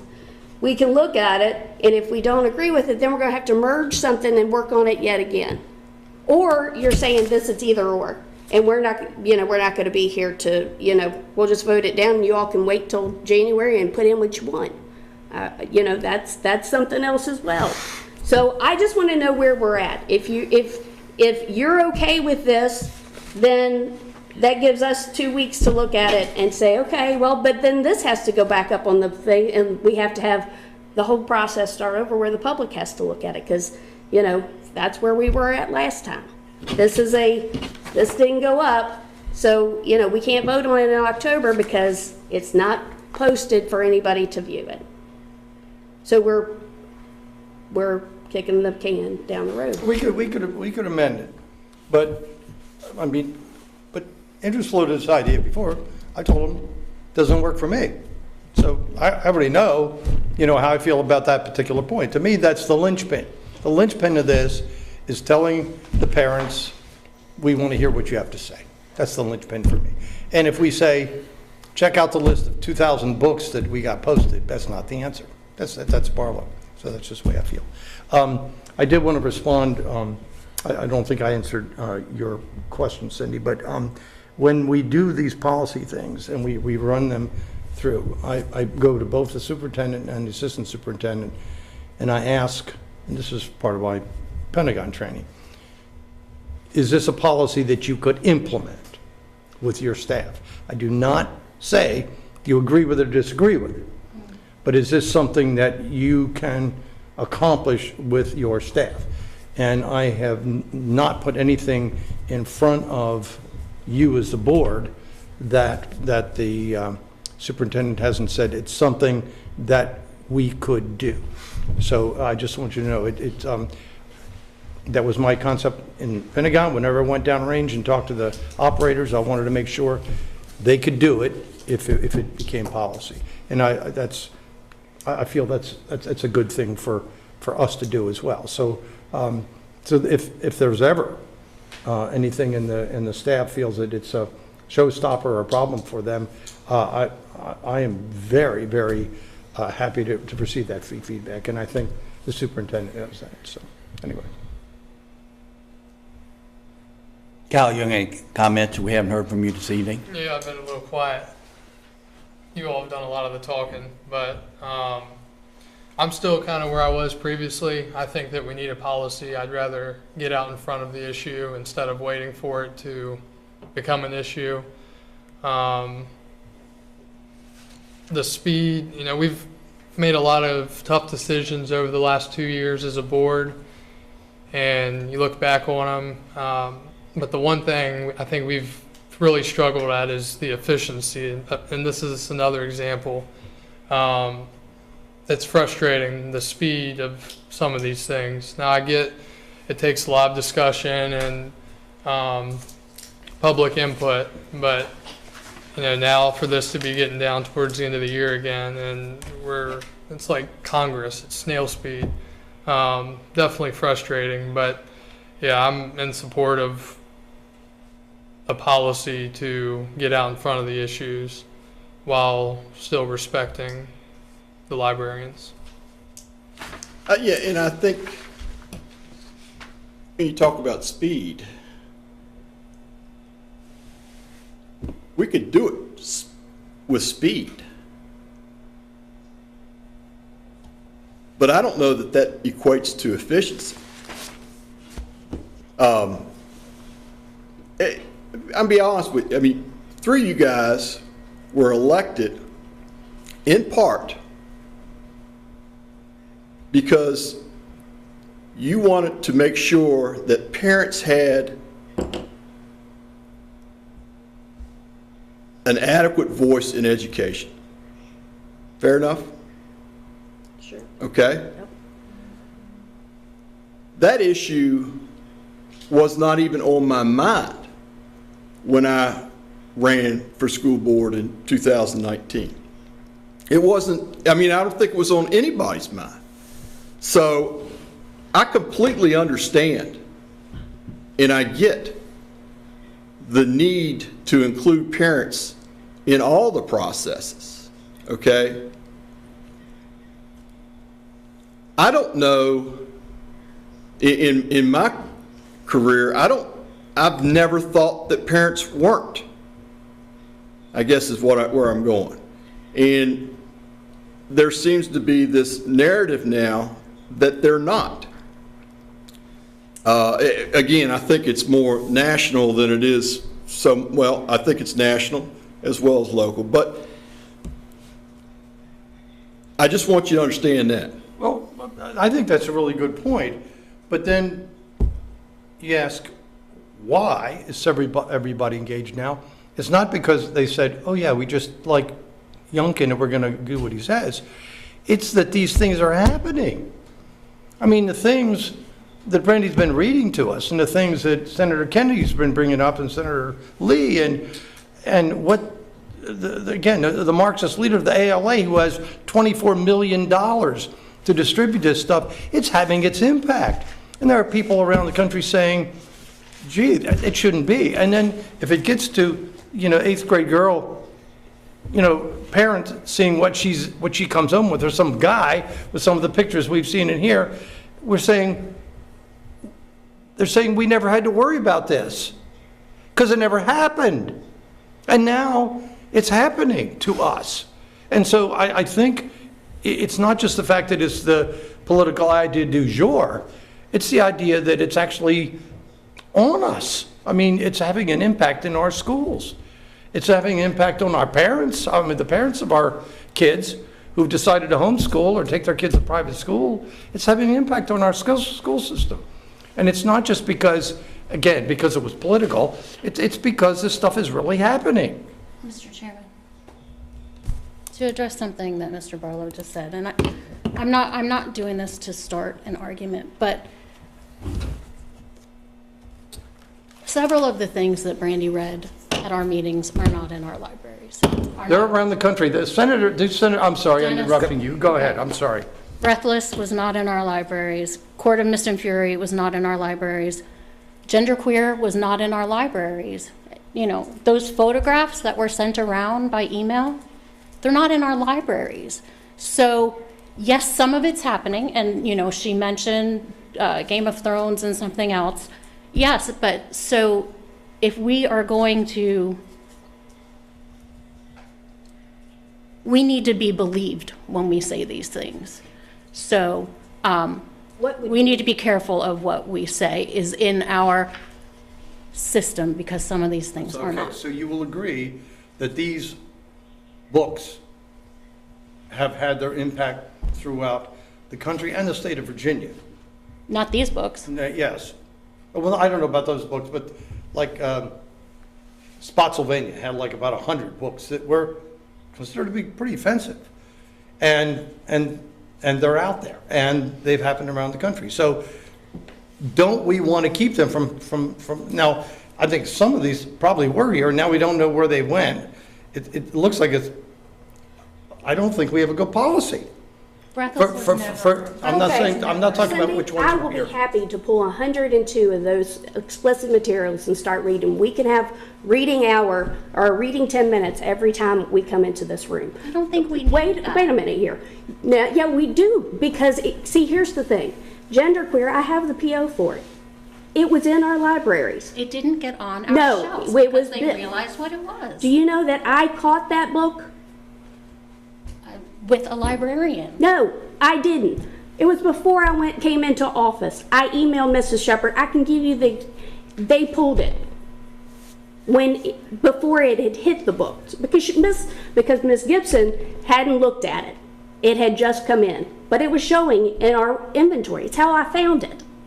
Court of Mist and Fury and the Moss books were in our possession. I have that inventory as well. I also just read to you an email where everything else that I have read has been pulled from the shelf without notice. Because they're afraid of you. They should be afraid of me. They are. They're afraid of being run off. They're not about being run off, Cindy. We need to have some decency when it comes to this. What's amazing to me is I just read to you an email that says, I don't know what to do. They're sexually explicit. Now they've been re-rated. You know what? You pulled them. I didn't tell you to pull them. You have told me time and time again that parents are unqualified to I make. have never said parents Now are that's a lie. unqualified. That's a lie. I have never said parents are That, unqualified. however, Never. there has been folks in this room use that term because they don't have master's degrees. They don't do this. They don't do that. We have uttered those words again and again. The fact that you want to say these things aren't and lend, doubt to my credibility, I take offense to. I do. That's fine. Strongly. Okay. I'm not going to apologize for saying that the things that you read and presented as being in our libraries are not in our libraries. You can say they're no longer in our libraries. Not in our libraries. No longer in our libraries. And I have no problems doing the research and continuing to read them. None. That's fine with me. If you want to spend your time doing that, that's I fine. most certainly can. Okay. And then you can say, well, they were here, I don't know what happened to them. And then I can ask for a PO on them. But to insinuate that they weren't here and to call me out like that, I don't appreciate. I'm sorry. I'm not sorry that I called you out. I'm sorry that you're upset that I called you out. Cindy, here's the thing. You have uttered things in this room that have been completely untrue before, and that's fine. I almost have gotten to the point that I expect it anymore.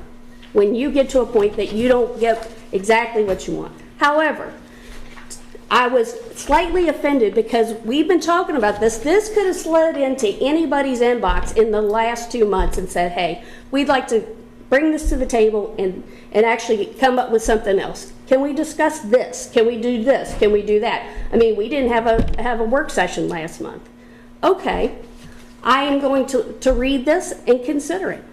This doesn't, I'll be honest with you, I'm kind of like Dennis. Why would I post them all on the website and hope that somebody looks over them? And then put them through, I mean, what we could do is if you don't want to put it on the front end, then we'll create a bunch of folks that'll just start reviewing it. And then we'll go through the process of challenging all of them. There's 102 of them. Then you will have that. I do not want that. And I think that if any librarian comes to me and says, I've got this background in this, you should be able to tell me exactly why you feel that it's okay to be on the shelf. You should defend your choice here. And when you come to me and you get an email that says, I didn't know it was here, I didn't know it was that bad, I didn't know whatever, okay. I don't think that's a good look on librarians either. Okay. I will say, at the last meeting, I was ready to go through Dennis's policy line by line, and I said that night, but nobody else wanted to do it. Well, now, wait a minute. That is ridiculous. I didn't know. We've had this on the table for 6 months. I've been asking for line in, line out. You can look at any one of the meetings of the last 3 months. I've been asking for line in, line out, and what you said was, there's so many things, I don't know where to start. It's 80 things, quote. From Yes, Mrs. exactly. Walsh. And here's Yeah, well, where's the line in, line out that you've been promising for 6 months? Not one word from you. because it became too much of an issue for me. Oh, it's too hard. No, I it's worked not. on it for 8 months and didn't get a Dennis, word from you. I You know know what I the got? policy, Here's so what I I know- got. Okay. One person speaks at a Why time. should we care about what some 75-year-old guy in Newmarket thinks? That's what I I got. was trying to say a non-parent, and I used a bad example, and I apologize for You didn't that. use a bad example, you used me. No, I didn't. I was actually thinking of a different guy. You And know, I'll give you his name That after. lie would make Clinton blush. I will give you his name after the meeting in private, who I was thinking of. Okay.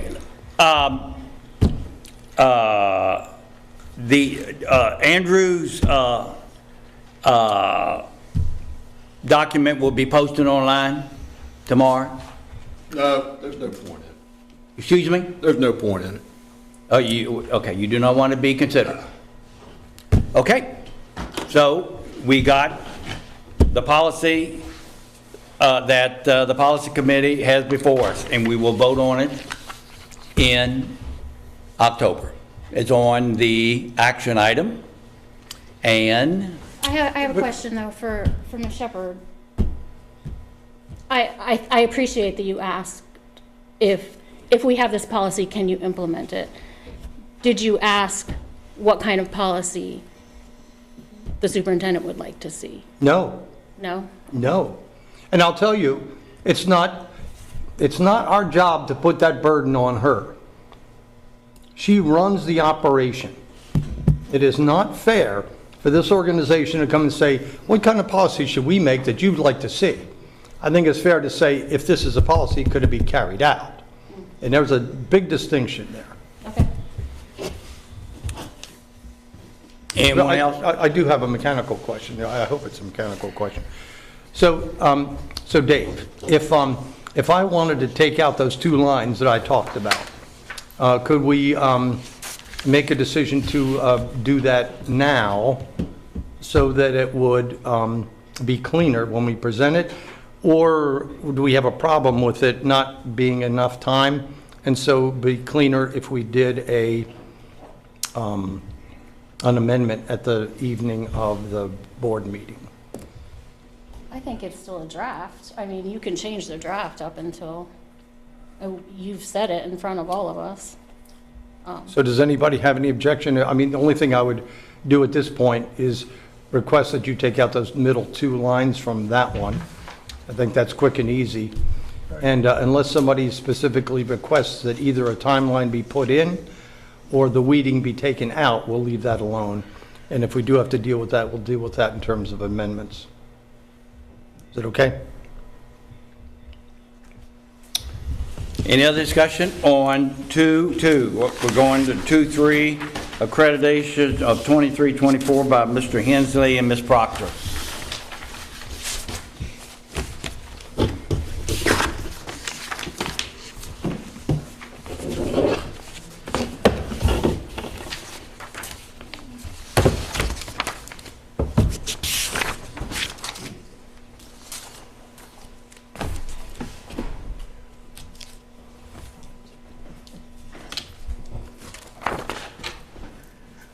Do you want to wait for Kyle or do we want to go?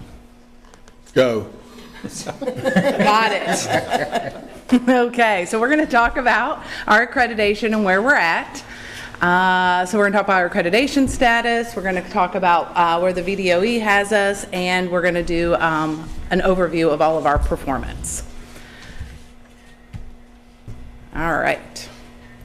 So keep in mind the results from this year are taken from last school year, the year of 21-22, and the year of 18-19. And then we also, this clicker doesn't like me. There we go.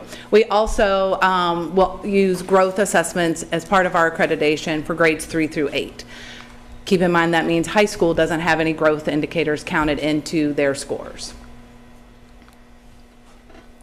All right, so we get levels 1, 2, and 3, green, yellow, and red, and we're going to go over what each one of those means. So level 1, green, means that performance meets or exceeds the state standard by using the best of the current or cumulative 3-year rate, or the current year rate is in the level 2 range and performance demonstrated adequate improvement from the previous year. So basically there's a reduction in the failure rate, would get us from a yellow to a green. And then for the action that's needed for a level 1 school or for level 1 performance, they just have to do the regular school improvement plan that we do every year and just update that. Level 2, this is near the standard or we're improving. This performance meets a specific range using the best of the current or cumulative 3-year rate, or the current year rate is in level 3 range and performance demonstrates adequate improvement from the previous year. So that would be, again, that reduction in failure rate. And so again, for this plan, you just have to revise your multi-year plan, your school improvement plan, and continue to work on getting those indicators to the green. And then level 3, which is below the standards, this is where performance meets a specific range using the best of the current or cumulative 3-year rate, or performance has stayed at a level 2 or level 3 rating through 4 consecutive years. And in this situation, schools would have to do an academic review conducted by the Virginia Department of Education. So we're going to start with elementary. So we have Honey Run, Sandy Hook, and Robinson in that order. The last column in each one of those boxes is this past year's rate scores, and so you can see we're in the green in almost all of those areas. With the exception of chronic absenteeism, we're in the yellow across all 3 schools at the elementary level for chronic absenteeism. We also had a decline in our scores at Robinson and Virginia Studies, and so that also is in the yellow.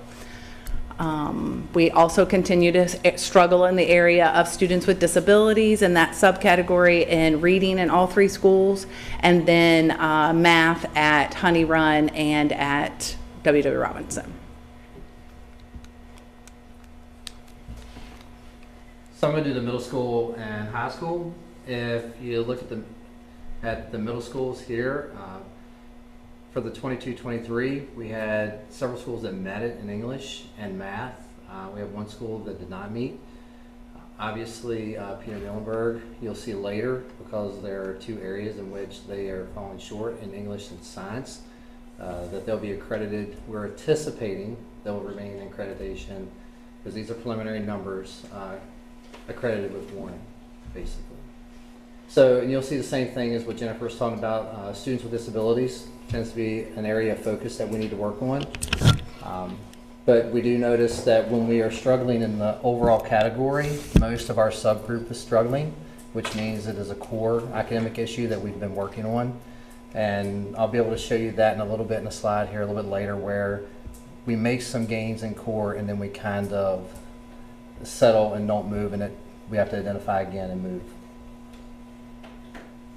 At high school, you can see as far as English and math, we're doing a little bit better than the middle schools.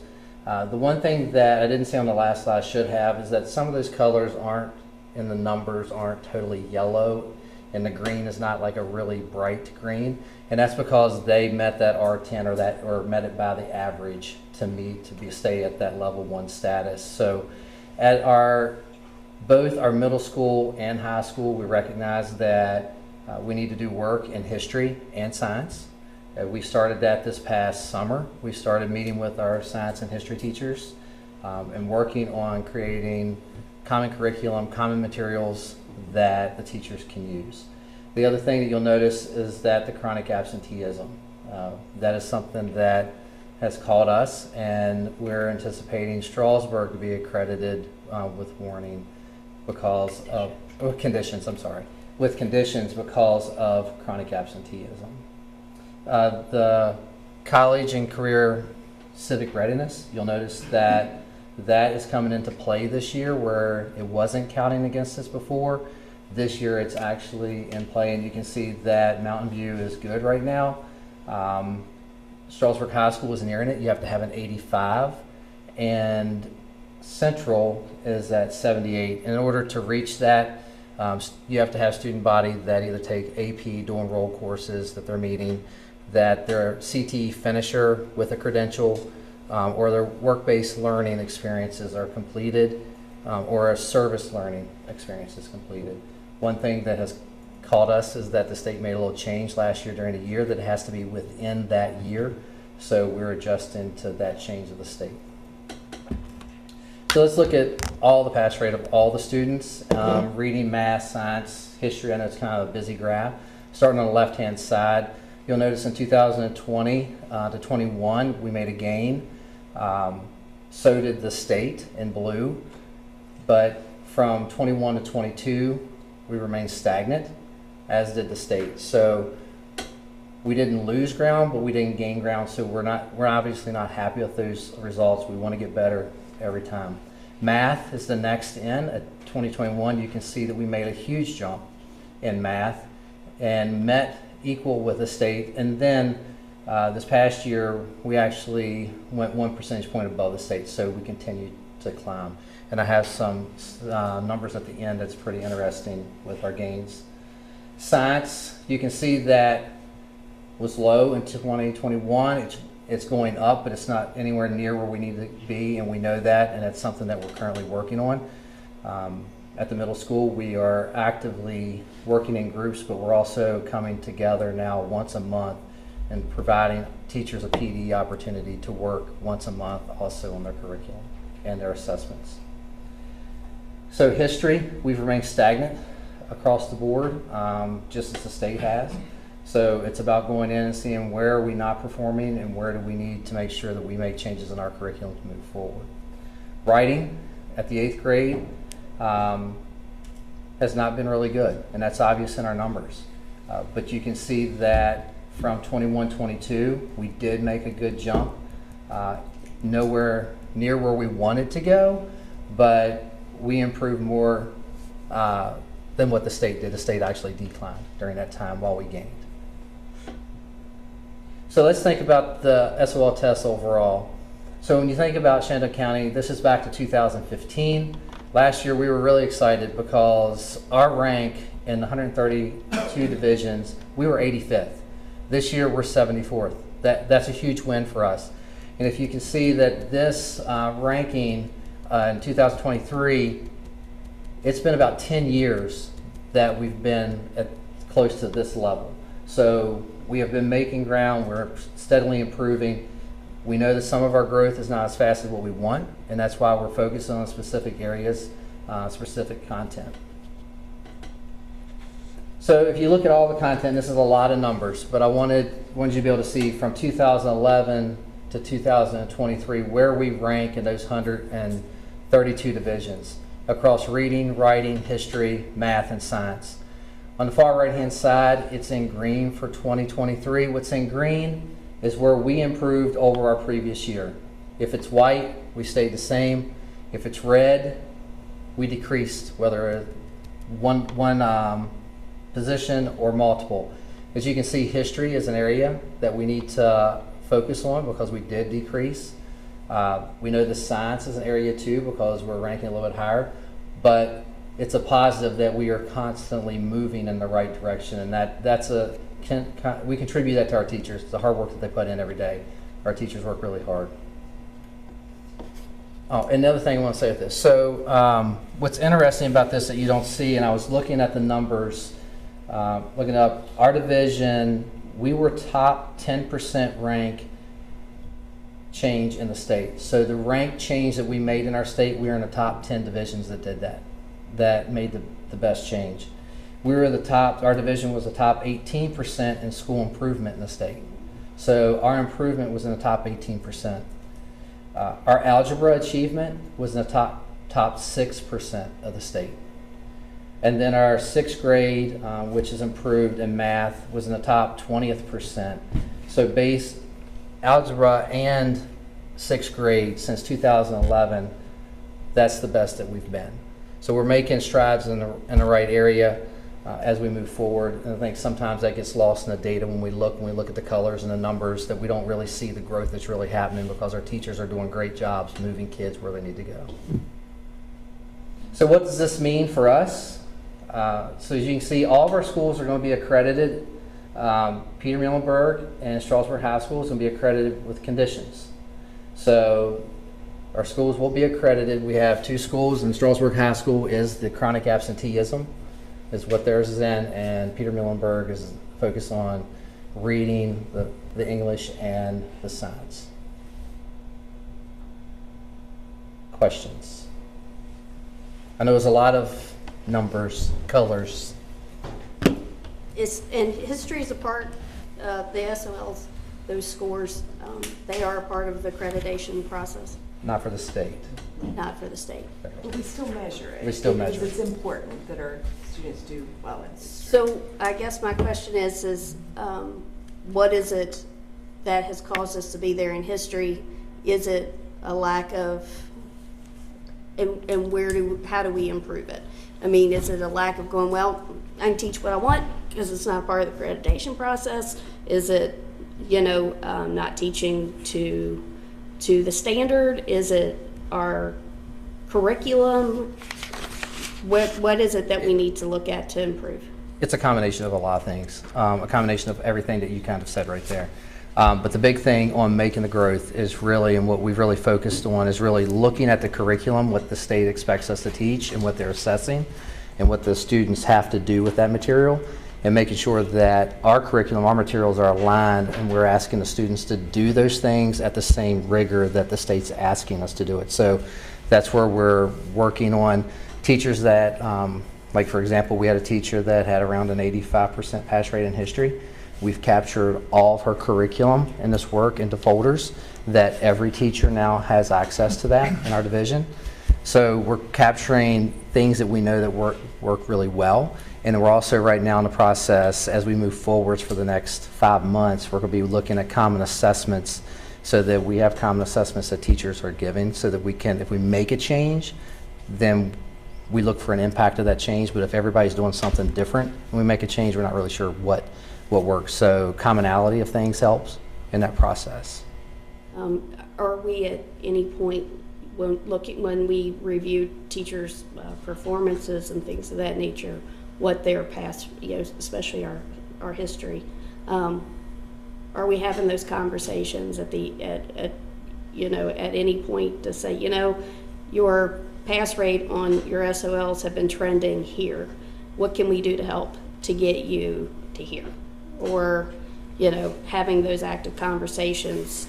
I mean, there's no improvement. I mean, especially for history, you seem to be moving the needle every place else. Yeah. So, yes, the answer is yes. The principals do that at the school level. We talk about in our meeting that we met as a group, we spoke about that. But we're part of CIP, which is a consortium that gives us a lot of great data that we had on that. But it breaks it down for teacher for us too, so the principals can actually see by teacher how each teacher is performing within the SOL test. But also when we do the CIP benchmarks after the quarter, they take a benchmark or midway through the term at high school, they take it, we can see how each teacher performed so that we could go back and then have discussions directly and see why didn't you do as well maybe as someone else. And it's not necessarily a punitive thing, is that sometimes we figure out in another class something different that we're doing with curriculum that can be added into everywhere else. So We did some work this summer too, where we brought our history and our science teachers in to, to look at because there may just be one history teacher at a middle school that teaches 6th grade history, so brought them in so they could collaborate.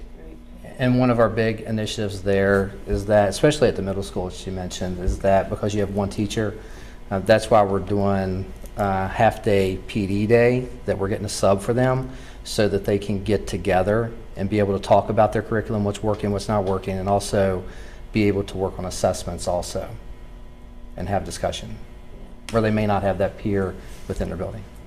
I was, you have students that have anxiety about taking tests. The SOLs are a huge thing, but when you look and see that across the board, it's history is, you're thinking, is every student having anxiety about the history test? What works and what doesn't. Yeah, usually when you see within the subgroups, also along with the main score, it's a core issue. It's what we put in front of our children and how we adapt that to our students in each class. Very good. Nice job. Thank you. So we're still teaching 5th grade is still Shenandoah County history. The state has changed the progression, but we've stuck with continuing our 5th grade Shenandoah County history, and we're going to do it as long as we can. So, we think it's important.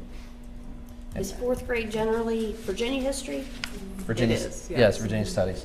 So in that curriculum, you're familiar with it because you helped work that is all together now, and we're working on putting it together more professionally and actually putting it into a book for each of our 5th grade history teachers too. Chad, one question at North Fork. The 8th graders are there now, correct? Yes. Okay, if students, they are offered Algebra 1, do they offer it in North Fork or do they go over to Mountain View to take the class? Well, it depends. If we have enough and we have someone who can teach it at the school, we'll do it there. If not, they will go to the high school, which right now they go to the high school. So that would alleviate the gentleman that spoke about the high numbers in math. He's teaching was almost 27-20. Mr. Woods, was it? So he's not teaching algebra? No. So those algebra students that are taking it this semester would go to Mountain View? Yes. Well, maybe some of those, this is just my thought, maybe some of those could qualify to reduce his lines if they're marginal, would be successful in Algebra 1. So we have a new tool, it's called VVOS, that is predictive, that will allow, that will give us the understanding of whether a student is capable of passing successful. Algebra 1. So we, Chad and Jennifer were just trained on it a couple of weeks ago, so we'll be able to use it in future years. I mean, I have an 8th grader who was on the bubble and is struggling in algebra this year. So I'm just about the numbers he was concerned about. Yeah. I mean, it was almost 27 across the board, 3 classes. No, it's true. It's true.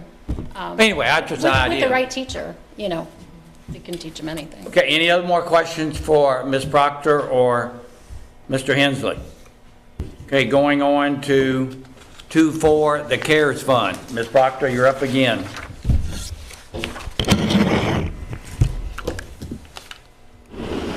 I haven't had to talk to you all this much. So we just wanted to give you an update of where we're at in our CARES funding. This is the last year of our CARES funding. And so we just wanted to give you an update of where we're at. So CARES 1, that's the amount that we had. All of those funds have been spent. CARES 2, there's the amount we had. We've spent all of those funds. CARES 3, we got 8.1 million. We've only have 2.8 left to encumber, but all of those funds are allocated and earmarked for things, for projects. actually a lot of salaries, which we'll talk about in a future slide. And then HVAC, we got about 1.1, and we have about 747,000, but that also is earmarked for projects. It's already actually, they're all of those funds are encumbered. We just haven't sought reimbursement on them yet because the projects either haven't finished or we're still working on the salaries. So just to give you some highlights, and you have this that you can go back to it, it'll be in your board docs, but we just wanted to give you some highlights of some of the things that we used, some of the money, the funds, how we purchased things with those funds. So you could go back and look at those things. So you can see lots of PPE, meetings for special ed students. That first summer that we shut down because we were going virtual, and so IEPs had to be changed, so we spent money on that. Programs to assist with the virtual world, touchless number pads, sanitation supplies, Chromebooks for students, Chromebook repairs, webcams, cameras for virtual competitions, and laptops for teachers. You'll note that all of those funds mostly were used for material types of things, not really put into any salaries or anything like that. That was the very beginning, and we did not know how long we were going to be in this conundrum of COVID and CARES. So then CARES 2 came along, and that was when we introduced the 9 student support specialists that you heard about this evening.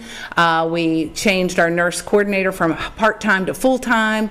We moved a fine arts teacher from part-time to full-time. We hired 3 paraprofessionals at the elementary level.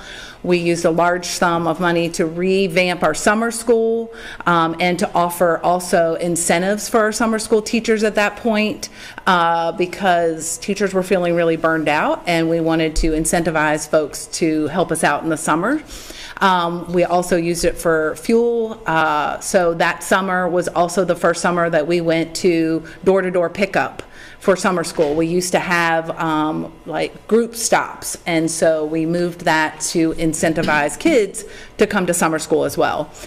We used a large part of our money for programs such as Brain Prop and CAMI and different things that would help teachers with students, and community hotspots and internet for families, and of course PPE and disinfectant. And then in CARES 3, all of those positions that we funded in CARES 2 carried over into CARES 3, and then these are some of the other projects that we funded in CARES 3.